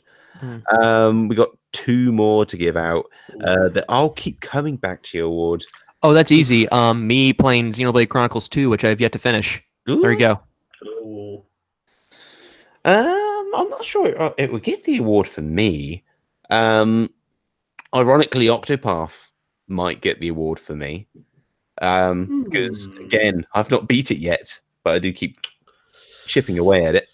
Well, Smash Bros is kind of maybe that's too obvious, but Smash Bros is definitely mine. I don't think they're too obvious. Yeah. I know I got one here. Basically, my Switch backlog because there's too many Switch games out there. Yeah, you like play a game for a half an hour one day, and you're all like, "Okay, I'm totally gonna commit and beat this game," and then you buy another game the next day, and you're all like, "Okay, I got to try this out because I bought it. I gotta play it." Oh yeah. Okay, so for me, the answer is clear, and it's a game I've not yet mentioned, which I'm kind of surprised at. Monster Hunter. Come on. Wow, yeah. Generations, people. I can see that argument. I've also picked up the Monster Hunter on the Switch last year. It is very addictive. I would actually, yeah, I'll retract my Smash Bros. Just because, like you mentioned, it's a bit obvious, and I'll say Monster Hunter. Go Monster Hunter wins it. Yay! I just went back to that last night. It was awesome. You can always go back and enjoy Monster Hunter. Absolutely. Any day of the week. I'm going to pop over to the live chat, see what we say. I see an Octopath. I see Octo Expansion was an amazing expansion for Splatoon 2, but put in line with the story depth of Splatoon 1. However, Octopath told an amazing set of stories that made me care about the characters. So I think Octopath wins it for the Octo Award. Yes. Yes. No recognition for good. That's how I like it. No recognition for you must be had. All right, let's do a quick recap then before we go into our personal game of the years. The 10 awards. Can't Keep You Out of My Head award goes to Octopath. The Best Tasting award goes to Kirby Star Allies. The Best New Character award goes to Madeline from Celeste. The Best Toy, Cardboard, or Amiibo award goes to the Ridley Amiibo. The Most Dead Dark Souls award goes to Dead Cells. The Least Dead Dark Souls award goes to Super Mario Party. The Cutest Game award goes to Bellsprout. The Best Octo award goes to Octopath Traveler. The You Made Me Think award goes to Celeste. And the I'll Keep Coming Back to You award goes to Monster Hunter. Do we not have the most? Do we not have the most legitimate awards? I think we do. Yeah. I think. Well, don't forget, this podcast is the truth. Is that true? It is. New tagline. Truth that you won't get from those other podcasts. Right, which is why we're going out of business. Anyway, You won't get this one either in the future. But you will get our 2018 personal game of the year. Colin. Oh, you're gonna stop me. I choose you to go first. Oh, interesting wording. I've not played Pokemon. I'm gonna go. I know people will assume I'm gonna say Monster Hunter, and it would be, but it is just an enhanced port of Generations on 3DS. So, and I feel like Octopath Traveler itself kept my attention more. The story is amazing. The characters are fully fleshed out. It's grindy, yes, but it's something that kept my attention through countless hours. So I'm going to give my vote to Octopath. It's always a good one. Okay, how about yourself, Harrison? Even though I kind of teased it a little bit, but it's Celeste. I mean, the first game from 2018 really that made me feel on a certain different level, not only from being such a great like a great 2D platformer that's not only challenging but also respect your own time in terms of like wanting to go up this whole thing, but also with its own little story within it that really I connected a lot with, and based on dealing with self-doubt and anxiety and bits and depressions and things like that with the game that really just hit me hard as an individual, because there were times in 2018 I was going through really, really, really rough stretches, and there were definitely moments where that game where I was like, oh, that's something that really happened in my life, whether it's a call from your mom or something like this, or dealing with a friend. I'm like, this is connecting me in so much levels. And I know some people will say, oh, this is just Super Meat Boy with a story, but it's like, I really, to something like this, it's anytime I recommend for like a Switch game, when it comes to anything on the eShop, I always will point at Celeste. That is one on there. And of course, I had to give a lot to the music on there. I actually, when I was going to a trip to Phoenix about 2 weeks ago, I downloaded the entire soundtrack. And to me, that's the type of good stuff on there, like music to have in the background while you get things done. It really cements so much to me. And I can't say, but yeah, Celeste was my favorite game of 2018. And how about yourself, Holly? Oh, I'm gonna go with Nintendo Switch Online, the Ooh. app. Oh, Really? I'm Really? Oh, Oh my! wow. I would have been on board. I was like, oh, I need to know the reasoning on this one. So, Well, you know what's funny is that I just beat the original Legend of Zelda for the first time in my life today on the Switch. Awesome. It's a good Very game. cool. Yeah, so Okay. and I played Super Mario Bros. I've been enjoying those NES games, but that's not actually my game of the year. please chronicle when you play Zelda 2 on there, because I want to see your reactions Zelda to 2 that. is a great game. Hard, but It's a just black. not a great Zelda game. You but can it is see a the good argument now for how the Switch app could be the greatest game of the year. Yeah, the NES games, they're pretty good. Oh gosh. The obvious route would be Xenoblade, or not Xenoblade. That's actually what I think I'll go with, actually. Spoiler alert. I was thinking the obvious route is Smash Bros. Ultimate, but like Torna the Golden Country, like that expansion is probably my game of the year because it improved upon the original Xenoblade Chronicles 2 in all of the right ways. Like almost everything that I had a problem with in Xenoblade Chronicles 2 was pretty much fixed in Torna. And it's a really just solid, 20 plus hour RPG that you can play on its own. I actually wouldn't recommend that. Like, I'm thinking that you'd be very confused throughout if you played it on its own. So I feel like it does go well with the original Xenoblade Chronicles 2. But it is a standalone kind of expansion thing that you can actually buy physically or digitally on its own without having the original game. So I'm counting it as a game and my game of the year. Awesome. Just And to I give still- it some recognition. Yeah, and I still need to beat Xenoblade 2, and I need to hit up on that, knowing the time I have right now with all the stuff that happened to the Direct. It's like, Yeah, I'm with Harrison. I need to play Xenoblade 2, let alone finish it. I haven't Yeah. started it. And then you got to play Torna. It's also very good. But I mean, it just like Torna cuts back all the fat. Like it trims the fat like hardcore. There is so much about the original game, Xenoblade Chronicles 2, that is just tedious. It's painful. Like it's very grindy and tedious, and Torna just cuts out all the fat, and it's just a really awesome kind of standalone adventure that just kind of gave the gameplay a nice laser focus that the original game didn't have.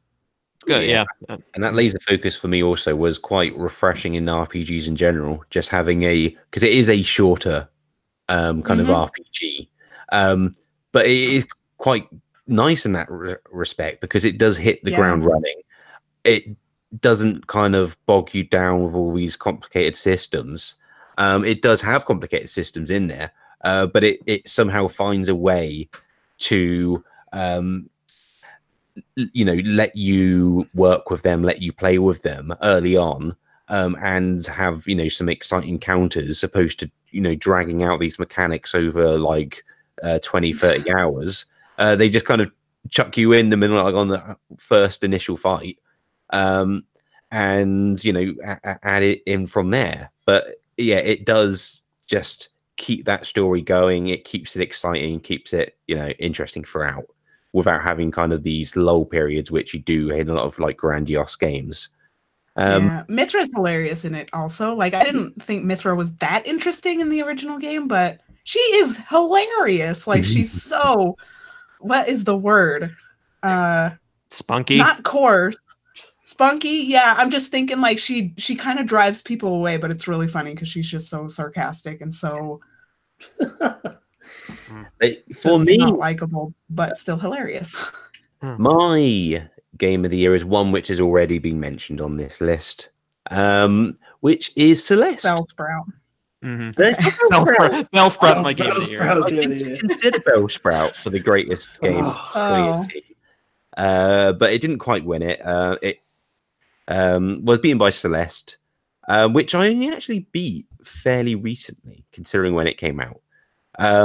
And go back and just beat it. Oh, definitely, because when I first had played it, as in I played like a couple worlds, the first couple, and I recognized it as a good game. But that's kind of where it sat with me, and I finally got some time, and I beat the game, and it was really quite an amazing experience in terms of just one. It's just a solid platformer with some really cool mechanics in it. But yeah.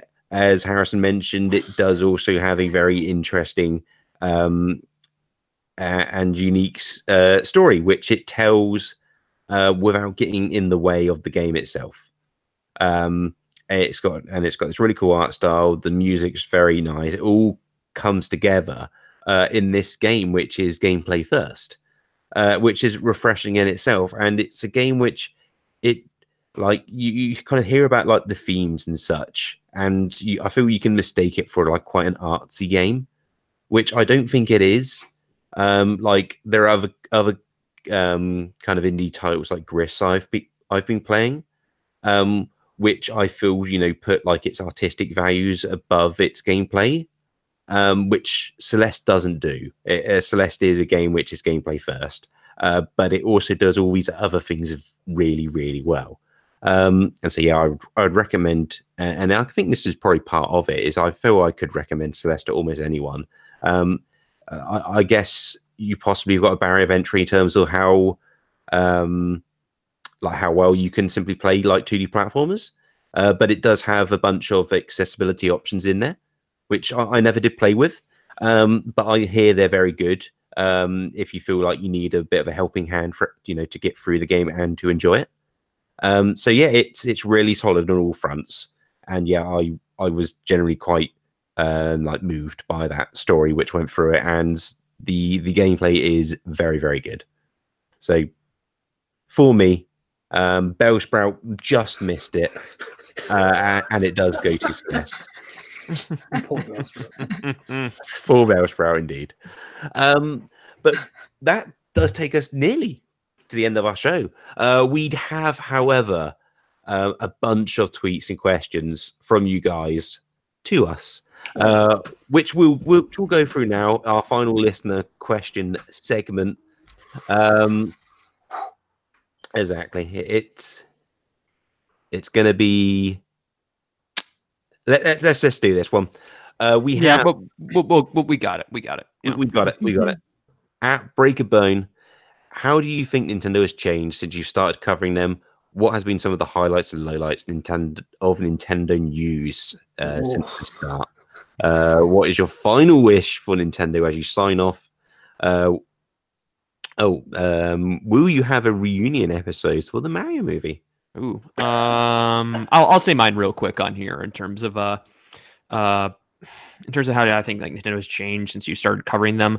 Well, because I think one reason being, I feel like when we first started this podcast, it was not really a best time for Nintendo in terms of that. No, I mean, we were basically near the tail end of what was the Wii U era, and knowing we didn't know what was going to do with the company, where they were going, and I feel like in terms of how they changed, I mean, they found to they changed for the better in terms of that. We've been through the rough seas, and I feel like in terms of like a really bad portion on there weren't a lot of people in podcasts like talking about everything. It just seemed like there was nothing to talk about, but we found a way to do that. Yeah. Now, some of the highlights I could say, I don't know, just it seemed like every bit of direct that we had, even during that Wii U era, it made it feel a little bit more special, because it seemed like any game we got, like, yes, we got a game, we got something aside. And I mean, each direct, each E3, they were all definitely these events to look forward to. Especially as you were saying, like kind of those low years of Nintendo, and especially covering Nintendo, especially week on week. So I very much look forward to what are they going to be bringing to E3 sort of thing. We'll finally have some stuff to talk about. The E3 shows are generally my favorite. Nintendo's changed a lot actually. Because the Wii U, we were in the Wii U drought when we started. We were in the thick of it. The whole console was its own little drought. So yeah, The early days were kind of just more. We were being more inventive, I think, with the what we could do with the show itself. It wasn't so much news related because there wasn't really much news going on. Like the NX was still like anything we could get on the NX was this is exciting. That entire period of like what things would be like. I remember when somebody had mocked up a controller, and then somebody had like looked off looked off the reflection, like, oh, it's this tree in this office, and right. It turned out it was BS. That was it. Yeah. Yeah. But I know on here where they ask like, what's our final wish for Nintendo as we sign off? Never lose sight of what makes you really good. I mean, they are great at doing and they are great at weaponizing nostalgia, but never. But also, I would say my final wish is don't play it too safe. Never play it too safe. Risky Nintendo, I feel like, is the best Nintendo. Yes, absolutely. And to ask if like we'll have a reunion episode for the Mario movie, yeah, I'm down. Yeah, let's do it. Well, it's been decided. It's not the final episode. No. We'll rise Although, again. one thing. No, speaking of Mario movie, one thing I wanted to do, well, maybe it'll happen in the future, like as a one-off, is that one of the things I want to do as far as a Patreon tier when we began the podcast was I just wanted me and Lewis to do an audio commentary for the Super Mario Brothers movie. I felt like it could be really good. That would be awesome. Yeah, required listening, perhaps. I know. Oh no. Anytime when like Dennis Hopper's King Koopa, I'd be on there. All I'm just sitting there, all I'd be saying during the commentary, I'm like, do you really feel like every time when he walked on set, he's just like, yeah, I'm not gonna act today. Nope, not doing it. Not doing it. Not doing it. We record the commentary for the in quote classic Mario Bros movie, and we just play it alongside the new Mario movie. It will sync up to you perfectly. Oh yeah, absolutely. Look at this offer. Yeah, even that. Not in this movie. Somehow. So what about you, Holly? What do you got anything on here? Well, I was thinking mostly of when I joined Nintendo Radio way back when. Was that like 2013 now? 2012 for me. It's just wow. Yeah, so I was just thinking about that and just fond memories and whatnot. That was kind of during the okay days of the Wii U. Wii was still new. Yeah, but I mean, it had drought. So like, we were so hopeful back then. We were. Yes, I remember specifically talking about the Wonderful 101 though, which we've mentioned briefly in this episode with Lewis. It came out in Europe way before it came out over here. Oh yeah, I forgot about that. I forgot about that. Yeah, I forgot about that. So we discued that. Reporting on the front lines about the Wonderful 101, and it's pretty. And I'm sure I used the word escalation about 1 billion times in an episode. Yeah. Yeah, that's just a random memory that popped into my head, and yeah, like everyone else has said, Nintendo's changed a lot. They've found quite a great little success story in the Switch, which is awesome. So Yeah, that's pretty cool. Yeah. what do I hope for them? Was that one of the questions? Yeah, Final wish for Nintendo. Yeah, that was on there. Cool. Oh, kind of same thing as Harrison. Like, just keep doing some different things here and there, and keep us entertained. Yeah, it's. I feel like even in days like this, like that's at least as my most bits where I get frustrated. I mean, at least they can keep me smiling and surprise me sometimes. And I will definitely say, seeing when I went to E3 last year and got to see that up front and what I've been wanting to do, and the whole time I was like, this is why I like this stuff. It really kind of reinformed me. And then when I got back home after that, it's like, oh, all that happiness was gone because it's like I got a taste of it. And, Right. Yeah. Oh, Okay, next up we have from Pettery J. Predict when Nintendo will be in 100 years. Making cardboard box. Wait, no, they do that right now. Make paper instruments. Yes. Paper. They That's will their be. entire business now. Is it just instruments at this point? Or is it a whole fleet of paper? They will. They will be joining with NASA's JPL and sending Nintendo products to Mars. That's what they'll do. Yeah, got to prepare for the future. So, I think, do we actually think Nintendo will still be making game consoles in 100 years. I struggle to believe Nintendo will be around in 100 years. I think they'll probably be making something. Okay, because what was it? Furukawa had mentioned how that they, when it comes to the industry, they'll change along with them. Yeah. And I could easily see something where terms it's like it's not necessarily a direct console they'll have. It's just something that deals with streaming. Yeah, I agree with that. I think that's absolutely right. We'll have a little black box that everything just streams to it. So, yeah. And Nintendo will be making games for this box. I would hope so. Because Yeah. if anything, I want Nintendo to stay inside the game space. Never leave it. That's your bread and butter. Or if they just turn to an amiibo company.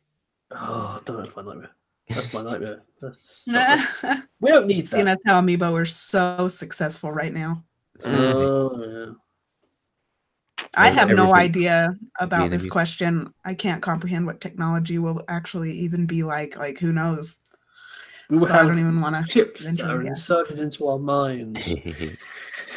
They'll be making cereal. They'll be making cereal or toasters. That's what I'm gonna say. Those are the two options. You do a round of Super Mario Bros. Wait for your toast. Before we get the next, let me read this next question off because it's actually from a friend of mine on here. Okay. Well, I mean, everybody else is here is friends of the everybody else here is friends of the show, but it's everybody. This one comes from Robert_Martusi, and I think he was just trolling me with this or something like this. He said about how I sincerely would like to know if the water temple. Yeah, I sincerely would like to know if the water temple is actually beatable. Answer: yes, it is, and I feel like as far as a temple, it was. I'm having my doubts now. I reckon it was like an illusion, which was this complex set of mirrors set up for the illusion of I only have one question. progress. Go on. Which water temple? Oh, I mean, that- I know it's the Ocarina of Time one we were referring to, but that is not specified. No, it could be the. I didn't like the water one in Majora's Mask much either. Yeah, that one was really tough. I don't think the water temple was that bad in Ocarina. The thing that makes it bad is having to unequip the boots. That's the only issue. They fixed it in 3DS. Well, it's the keys. That's the thing, is that like sometimes you'll get to a point like way deep in the dungeon and you find out you missed one stinking key because you didn't check every stinking entrance like into the other areas. It's happened to me, and I've beaten it like countless times, and yet I still will occasionally get to this one spot where there's like, I think it's around the area where the boss key is, and I don't have a small key. Like I just missed one somewhere. Yeah, it is very much a pain to go back and get it. Yeah, because you've got to water levels and keep resetting the water levels. And I tell you what makes that water temple even more fun: playing it randomized. That's a blast. Oh boy, jeez. Well, Colin, is it always beatable if it's randomized? Yes. Oh, okay. It is. Well, I think in conclusion, I think you sincerely can beat the water temple even if it's randomized. We've done it. So we solved it. Well done, Colin. Thank you. Sorry. Cool. Next up from Gorny7789. Which of the hosts is the best at Nintendo games? All of us. All of us. That's a cop-out answer. Me. I mean, we've got a very strong argument for Holly here.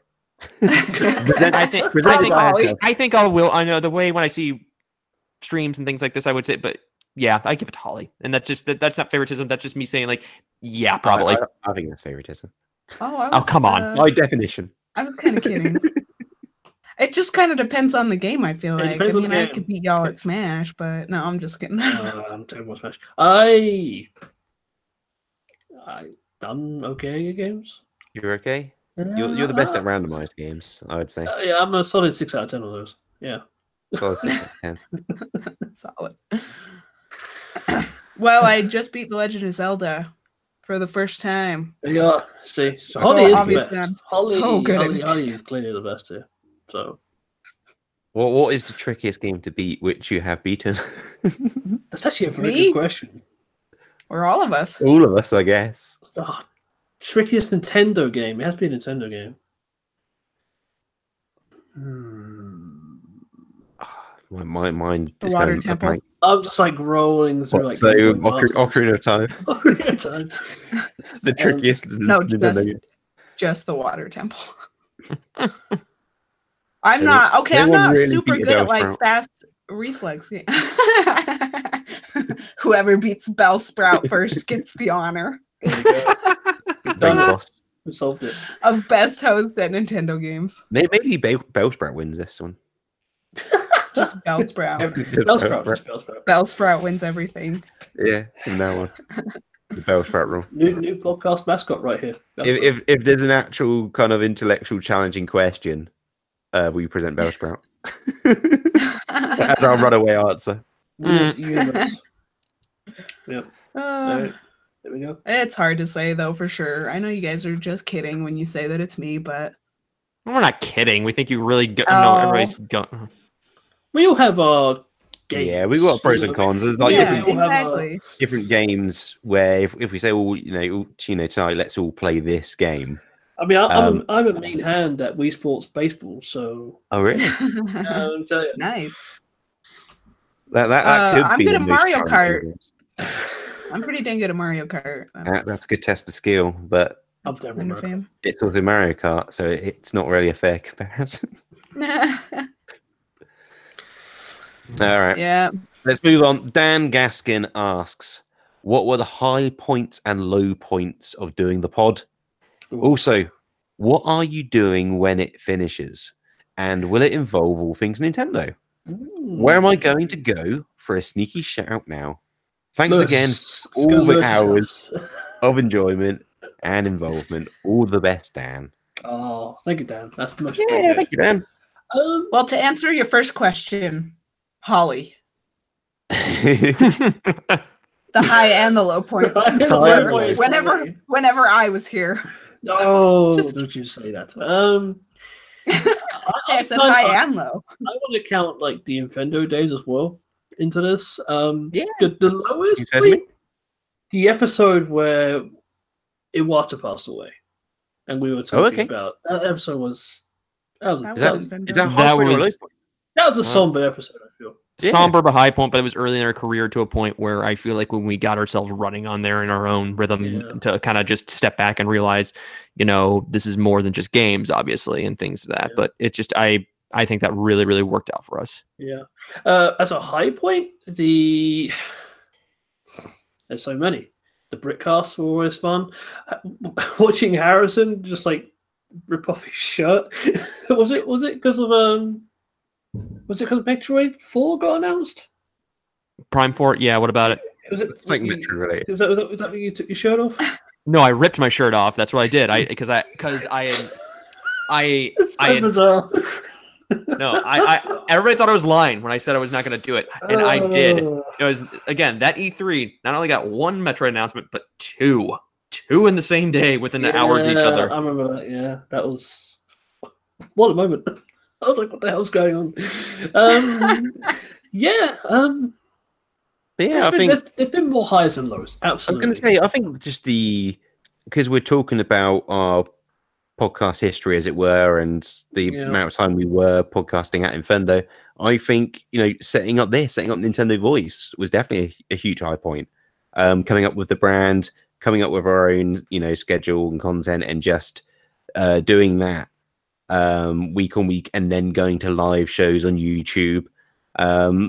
And just changing up the format. I mean, for me, although it only ran for a little while at the ends, I like running content provider, the game That show. was amazing. I was a big fan of that. And it's a shame that it fell off. I want to say my low point was basically the episode that I dreaded to make, and that was the Waluigi impression episode. That I really hope that's purged from the internet to a point where I never heard again. The preparation I did for that No, the episode, internet works, unfortunately. the preparation for me was I had none because I was like, this isn't going to happen. We're not going to do this. But it's been. Lewis had a costume ready. Harrison had a mustache drawn on his finger. And I was sitting there thinking, Oh dear. This is happening. It's all downhill from here. It was good though. It was good. So, what are we doing after the pod?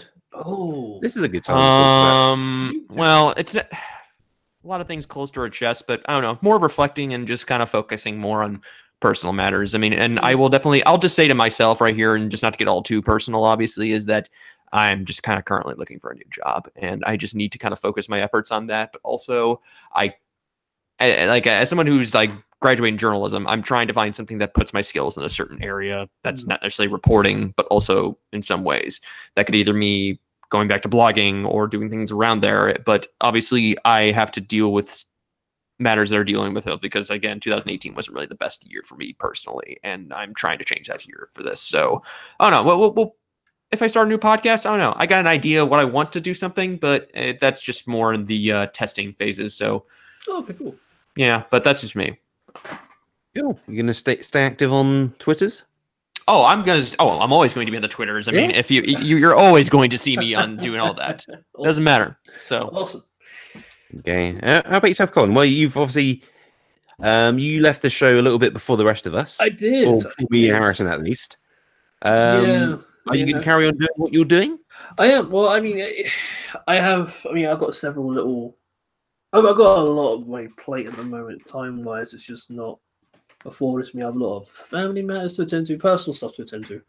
But I'll be carrying on doing what I was doing when I was doing the podcast. That's streaming. I enjoy streaming. So yeah, me streaming on Twitch is going to continue. That's basically my main outlet for playing games these days. Because it's like I have free time, I'll stream, and other times I just don't have time to play games. Yeah, that's apart from that's pretty much the only publicly available records where you're going to be able to find me, really. I think it's a pretty good one, though. Watch some games. It's fun. Have a chat. I think I enjoy it. So yeah, that's me. Awesome. How about yourself, Holly? Is there anywhere people can check out your Nintendo's goings on? Yeah, Twitter would be the best way.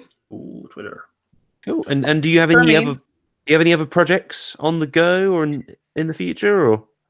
Unfortunately, no. That's what I was gonna say. Is like I mean, I'm talking exclusively Nintendo on Twitter. Yeah. Pretty much.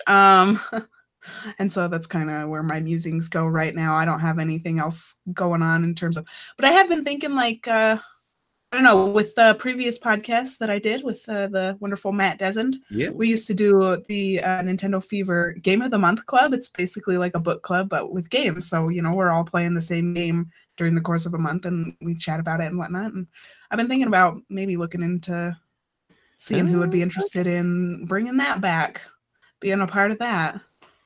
Very cool idea. So, yeah, it depends how successful it is. Depends on the people. That's right. Yeah, it is. Want to participate? It's one of those where the amount of fun you get out of it is how much everyone puts in. Right. Exactly. Yeah. For myself, I'm looking getting some more time back to do game development. Oh, nice. There's a game which I've spoken about a few times called 21 Days. It's actually at least the name of a game which I've got, tattooed myself with. I'm not sure I've actually mentioned that one on the show or not. It's a game that I've been intending to make for many, many years, and that is kind of what I want to be my sole focus in terms of a hobby. And actually to get it done, and so that's what I'm going to be doing. It's at the stage yet where it doesn't even have any platforms. It will probably also be PC at the very least. Hopefully, it will land on something Nintendo. That'd be awesome. Yeah, it'd be cool. Maybe the Switch. We shall see. It might even end up on the successor at this rate.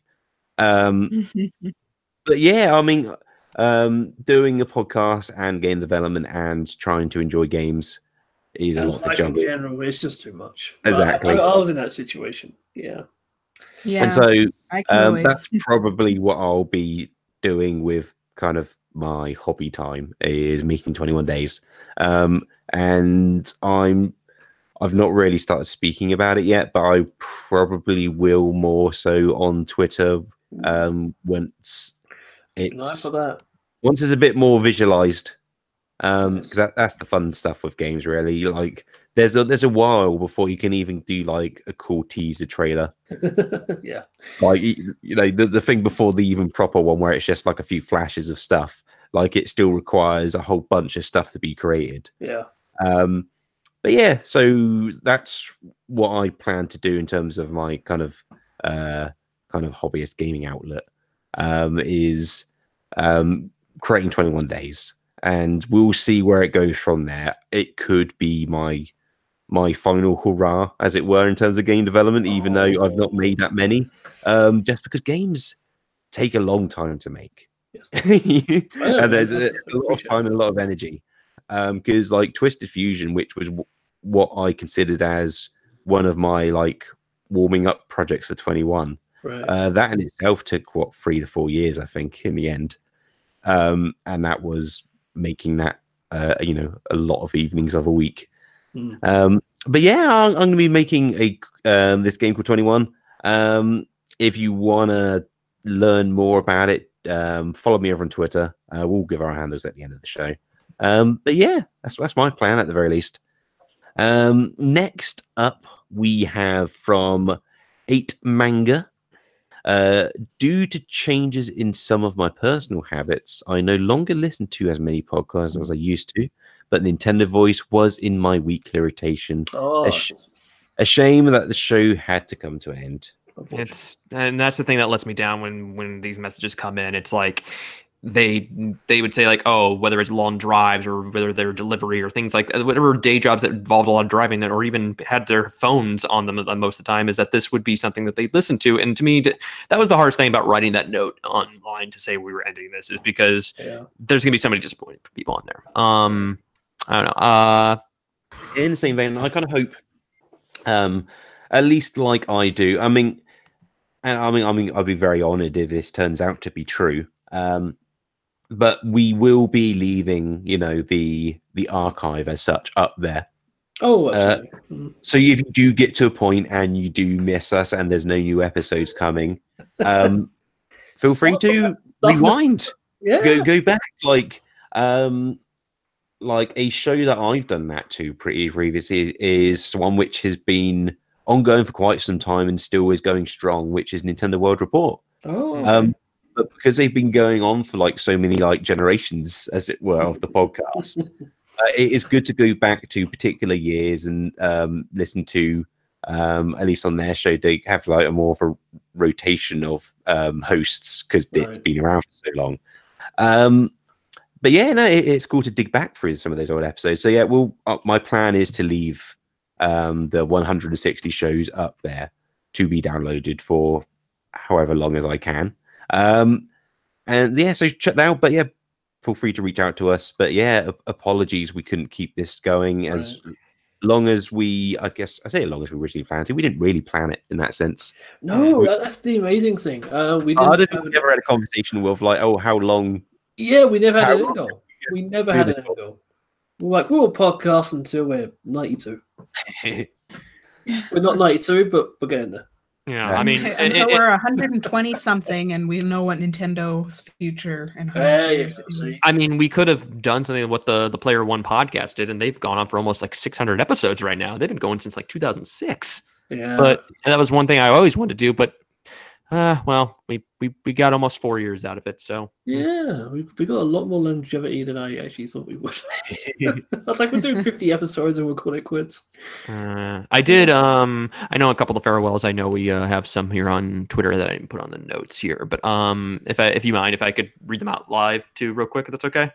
Yeah, sure. I mean, shall I go through the other two we've got on this list? Yes, let's do that first. Yeah. We've also got from Matthew Gibson.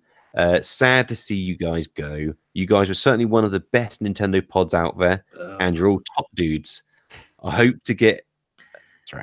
I get to do something with you guys somewhere down the line. All the best of your future projects and whatnot. Thank you, Matt. And of course, he's for everybody listening. Him and his other his friend. They do a really great job on the Nintendo podcast system podcast. So check them out if you can. Matthew Gibbons kind of infamous with me because he did give us one of the longest Nintendo Voice episodes when he guested on it. It was a good 2 hours, 42 minutes or something. It was insane. But yeah, thanks, Matthew. Appreciate it. Yeah, grateful. Yes, still longer than this show's turning out to be. We and this one is a much hitting much above our average of previous episodes of recent. We also have Pikmin D. Sorry to hear it, guys. Thanks for the many great shows and for your work on Nintendo before that. Oh, thank you. Thank you. It's just how far we've come on that one. Well, let's just read some of there. From Gani77089, also the Nintendo podcast system. He said, Nintendo Voice will be missed. Look forward to hearing about the future. Guest slots always open on M podcast system if you get the podcast bugs. Well, thank you. I feel, despite my talk, well, I say despite, but in addition to my talk about wanting to, get more time in game development and such, I imagine I will be getting the podcasting itch at some point. So I imagine I will be asking to just guest on other people's podcasts here and there. We'll just throw together a random Britcast. That's what we'll do. I mean, it's possible. Yeah, that's what I say. Keep the feed going. Yeah, so we've got the urge. You might see. Yeah, you might see. Here. I don't want to make any promises, no, but I'm not ruling it out either. Got a couple here more. From Rose of Death. It's been a long ride from way back in the Infinite Days now. You guys will be missed. And it's. Appreciate it. Another one from Daniel Gaskin. Even though it's sad news indeed when we announce thanks for the 100 hours of lasting content. We have more on here. Gentis from also Infendo says he mentioned same goes for Infendo Radio. We love having guests on. And this is him opening the invitation. Again, the door is always open. From Andy Searson at AJ Searson said, it's sad to hear you guys are guys, but you're all awesome. We'll look forward to what happens next. But I meantime had a blast with 160 episodes, and I'll try to be there there live. Hope you're there as well. But if not, it's always downloadable. Andy was here. I think Andy was here. Justin Louis says, disappointing news about everything, but thanks for all the episodes. I hope all is well. It seemed like you were retooling the show. Hopefully you can get Little Red Koopa on the final show, and we did. Don't worry, we did. From Illustrations. He says, oh no, I'm losing my voice. I totally understand having commitments and limited time, though. Glad you're trying to go out with a bang instead of disappearing like 95% of the podcasts. So, which is somewhat true. Yeah, it is. Yeah, they just fade away. Mike Larson says, I will definitely miss the show. I've been listening since the beginning, and I thank all of you for the wonderful hours of entertainment while wishing you the best in the future. Game on. Well, we had to give a little bit of special shout out to Perry Burkham of Nintendo World Report as well. He was the one that helped compose our banger of a friggin' theme music at the beginning, and I think did a fantastic job. And I just say, I'm sorry that we had to end this so much, but again, I will just say for what your work and done on there, thank you for at least contributing something that we've always wanted for so long, and that was a theme. And even when people I showed that to, everybody liked it. So yeah. It was cool. I loved it. Awesome. I think that I'm trying to think. I'm just looking for one more on here. I could have swore there was. Oh, Barry Dunn. He says to me, another guest of the show. Says, thank you guys for having me early on in my YouTube career. I hope to see you along the way in some way.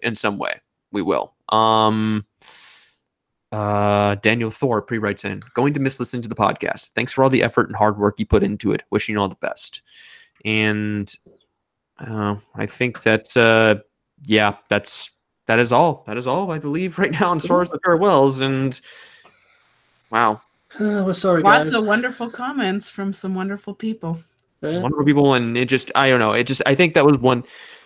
I guess that does mean we are coming to the end of the show, but again, it's like I will have to say my final parting words that might become my few parting words is that doing this on a weekly basis was always one of the best things I wanted to do. It was one of the things that everybody asked me, like, oh, whether it's like meetups and they knew I was podcasting, like, oh, how is that doing? Or how's that going on? They always wanted to tune in, and even if they didn't like video games, they just liked knowing that, oh, that I had a podcast, or even the one thing I always tell people is like, hey, I'm doing this with people overseas and things like this. And they get amazed and such. But to me, podcasting and just, it gave me essentially a one space here to kind of feel comfortable with myself and talk with things, because it felt like when I talk about games, it felt alien to everybody else who wasn't really knee deep into Nintendo games. Like they just not as passionate. It felt like me trying to explain quantum physics in terms of like, this is what it is. Not to say that's complicated, but again, it is. It's like a different language for some people. I mean, no, I'm not trying to say like, oh, it's I don't want to gatekeep or anything like that. No, but it just, doing this weekly and gave me a bit of purpose of things that I felt like that was missing, that I wasn't really contributing in much of my current job, which is, nothing to what I do, what I did in my career or that's related to my degree. To me, I felt like doing something was what I liked this weekly. And when I was even writing with Pure Nintendo, something that I felt like my younger self would just be like freaking out about. But again, everybody asked me like, "Oh, did you ever get paid for this?" No, this was all passion. This was all from the heart and passion. All we did from it, and yeah, I'm even tearing up. Sorry, I'm going to miss this a lot, and I'm going to miss doing this daily or weekly, and missing out what we got going on. So I love it. I appreciate it. Yeah, some fun it was for me as well. Doing the podcast was a huge relief. Every week it was nice to be able to just sit down and discuss things that you couldn't really have a chat with anybody in a similar situation. You couldn't sit down with family and be like, "Oh, did you see it in Nintendo Direct? It was awesome." Yeah. So it was just nice to be able to talk about these things that excites each of us, and how we all got through it and stuff.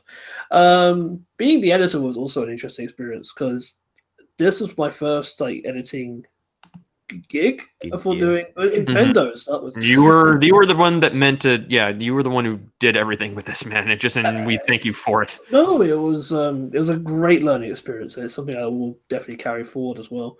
So I always had fun editing the show. It was never a chore. It was always a joy to do. And yeah, it's weird that I haven't edited for a while now, but it's just odd that it's not going to be here anymore. But I do thank you, Harrison, and thank you, Lewis, for doing this show cheers, with me. Thank you, Holly, as well, for the Nintendo days and for being a guest on Nintendo Voice. It was awesome. Had a great time, guys. I've just spotted on the live chat, we've got Mike the Poet leaving some comments. I'll leave it in a comment. Thanks you guys so much for all the episodes I got to listen to and enjoy after they were live. I always enjoy remembering our old gigs together, but hearing you all here on this show is even more fun to me because you've come so far and become a riot together. If you guys ever go anywhere else, I will always watch it, and I wish you all the best of luck. Thank you very much, man. Thank you for that. Holly, I know that, we haven't been such a team, whatever, as far as since the Nintendo days, but again, always been, I don't know, the one here in spirit. Yeah. It's just, I don't know. You got anything to say as well? I feel like that would be, I feel like you were one thing as far as I think the show, going, we had a good three chemistry between everybody, but I feel like that was you when I always think to myself, we were here. I felt like that. And to me, having you back on here a few of the shows was always something special. Yeah, Mike talks about how the three of you who have been doing the show consistently and whatnot make a great unit. And sometimes, I don't know, in some cases, I'm sure somebody, even with experience chatting with you guys, in certain situations like that might be uncomfortable, but I never feel uncomfortable here. I always kind of just immediately feel part of the family because when I began podcasting, it was with Lewis and Harrison. And then Colin came and it was you're always going to be that first podcasting kind of family that I had in my heart. And I'll never forget the Nintendo days or any of the guesting that I did here on Nintendo Voice either. I wanted to give a few special thanks to myself. Start with the people who aren't in the room. So Perry Burkham, we mentioned it, or Harrison mentioned earlier, for making the very cool theme tune and its various length versions. Thank you very much. That was awesome. Only apologies to you and others who enjoyed it that it wasn't around for super long. Illustrations, Lewis, who has been around from the beginning, providing us art, cool inkling art, the actual kind of logo, and a bunch of other little art as well. But it's all very cool. If you like manga and comedy, you should check out his comic Apricot Cookies on the internet. It's kind of like a parody of Sailor Moon. Is I think the the best elevator pitch I can come up with. But it is genuinely a very funny thing, and it is fantastically drawn. So do check out Apricot Cookies. That is. And obviously, I want to thank everyone here. Colin, Harrison, Holly. We have been podcasting for many a year now. And it really does feel like our own kind of part of the family. Where we get together and we talk about Nintendo, and we have a good time, and we catch up, and it's kind of almost a cool side effect that the internet get to listen and get to join in. It's a bonus. But yeah, I do apologies, listeners, for that like shade. That's not how it was meant. It is just fun to catch up. Talk about sometimes Nintendo. It is surprising that people will actually listen to you, and those people are just great. They're the best. That's the thing. Yeah, that's the one thing I figured. It's like, when you had people like you realize that tuned in and listened to you, to me that did something. I mean, I remember very early in the show, I mean, somebody had mentioned that I wrote in about how somebody, I want to say couldn't stand me, but it was like my least favorite. I'm not sure if it was a trolly response, but again, they said like, they always, and I don't know, just saying the positives, whatever. I mean, and that was just more positive reinforcement to myself. I'm like, okay, I was like, thank you. I mean, it brought, it made me smile to one point, but again, it's just, I think it always surprised me. I mean, like, because I didn't feel like we were, not that we weren't professional podcasters at all. This is something we did on our own budget and time. I was surprised people would come in and just listen to me complain about stuff, which is always nice. It's nice to have that outlet. But yeah, Lewis, carry on, please. Yeah, no, I was like, the way I saw it is that if you're having genuinely a fun time and looking forward to having the chat, having the discussion yourself, hopefully that just generates and creates interesting discussion, which is interesting to listen to if you're not part of it itself. And each of you have always provided your kind of unique insights, and I feel we have worked really well together in terms of just how we talk to each other, how we bounce ideas off each other, how we do come up with ideas, how we discuss and organize things outside of the show. I think it's been a really it's been a good system, but it's just been a lot of fun. And I hope personally that we, in some form, get to have these sorts of conversations in the future. It might be that they start getting limited to like text chats, but I hope the spirit remains. I hope the voice is prominent still. But thank you, everyone who's been part of this journey. It really has been tremendously special to me. I hope you have enjoyed it. I imagine if you've stuck it this far out of this particular episode, then that rings somewhat true. But yeah, don't be a stranger. In the same way, I'll try not to be. Feel free to reach out. I think now is a good time to go round, do that thing we do at the end of a podcast, as it were. And let you guys know how you can get hold of us and anything else we're up to. We'd like you to know about. Harrison, would you like to go first? One last time. You can reach me on Twitter at HMilfeld, and of course, when it comes to my Switch profile, my friend code's pinned to the top of it. And if you just want to follow me, rant about my local sports teams or random things in the world of Nintendo, there you go. Just stay with me. I tend to be all over the place, so when it comes to that, and hopefully you'll be able to see my byline a little bit more in writing in the future. But awesome. And yourself, Colin? Oh, you can find me on Twitter at Harrision Milfeld, which is, this is so. It's how you think it's spelled. Yes. I will plug my Twitch as well. You can find me streaming on Twitch still at twitch.tv/TheHarrision on there. Thank you, listeners. Thank you very much. That's all I can say. And Holly? You can find me primarily on Twitter at Lil Red Koopa, so LIL for little kind of thing. Red Koopa. And I still don't have my Switch code up pinned on my account. Every time I come on this show, I mention that I'm gonna do that, and you can send me a Switch friend request. But I never do. But maybe this time I will. But no guarantees. Well, you got the Twitter integration now, so there's a start. And Yeah. Yeah. We've all just realised at the end here. Could use that social interaction on Switch. Oh, joy. For me, if you want to get hold of me, the best place to do so is Twitter, and the best word for that is Luvision, and that's spelled Leuvsion.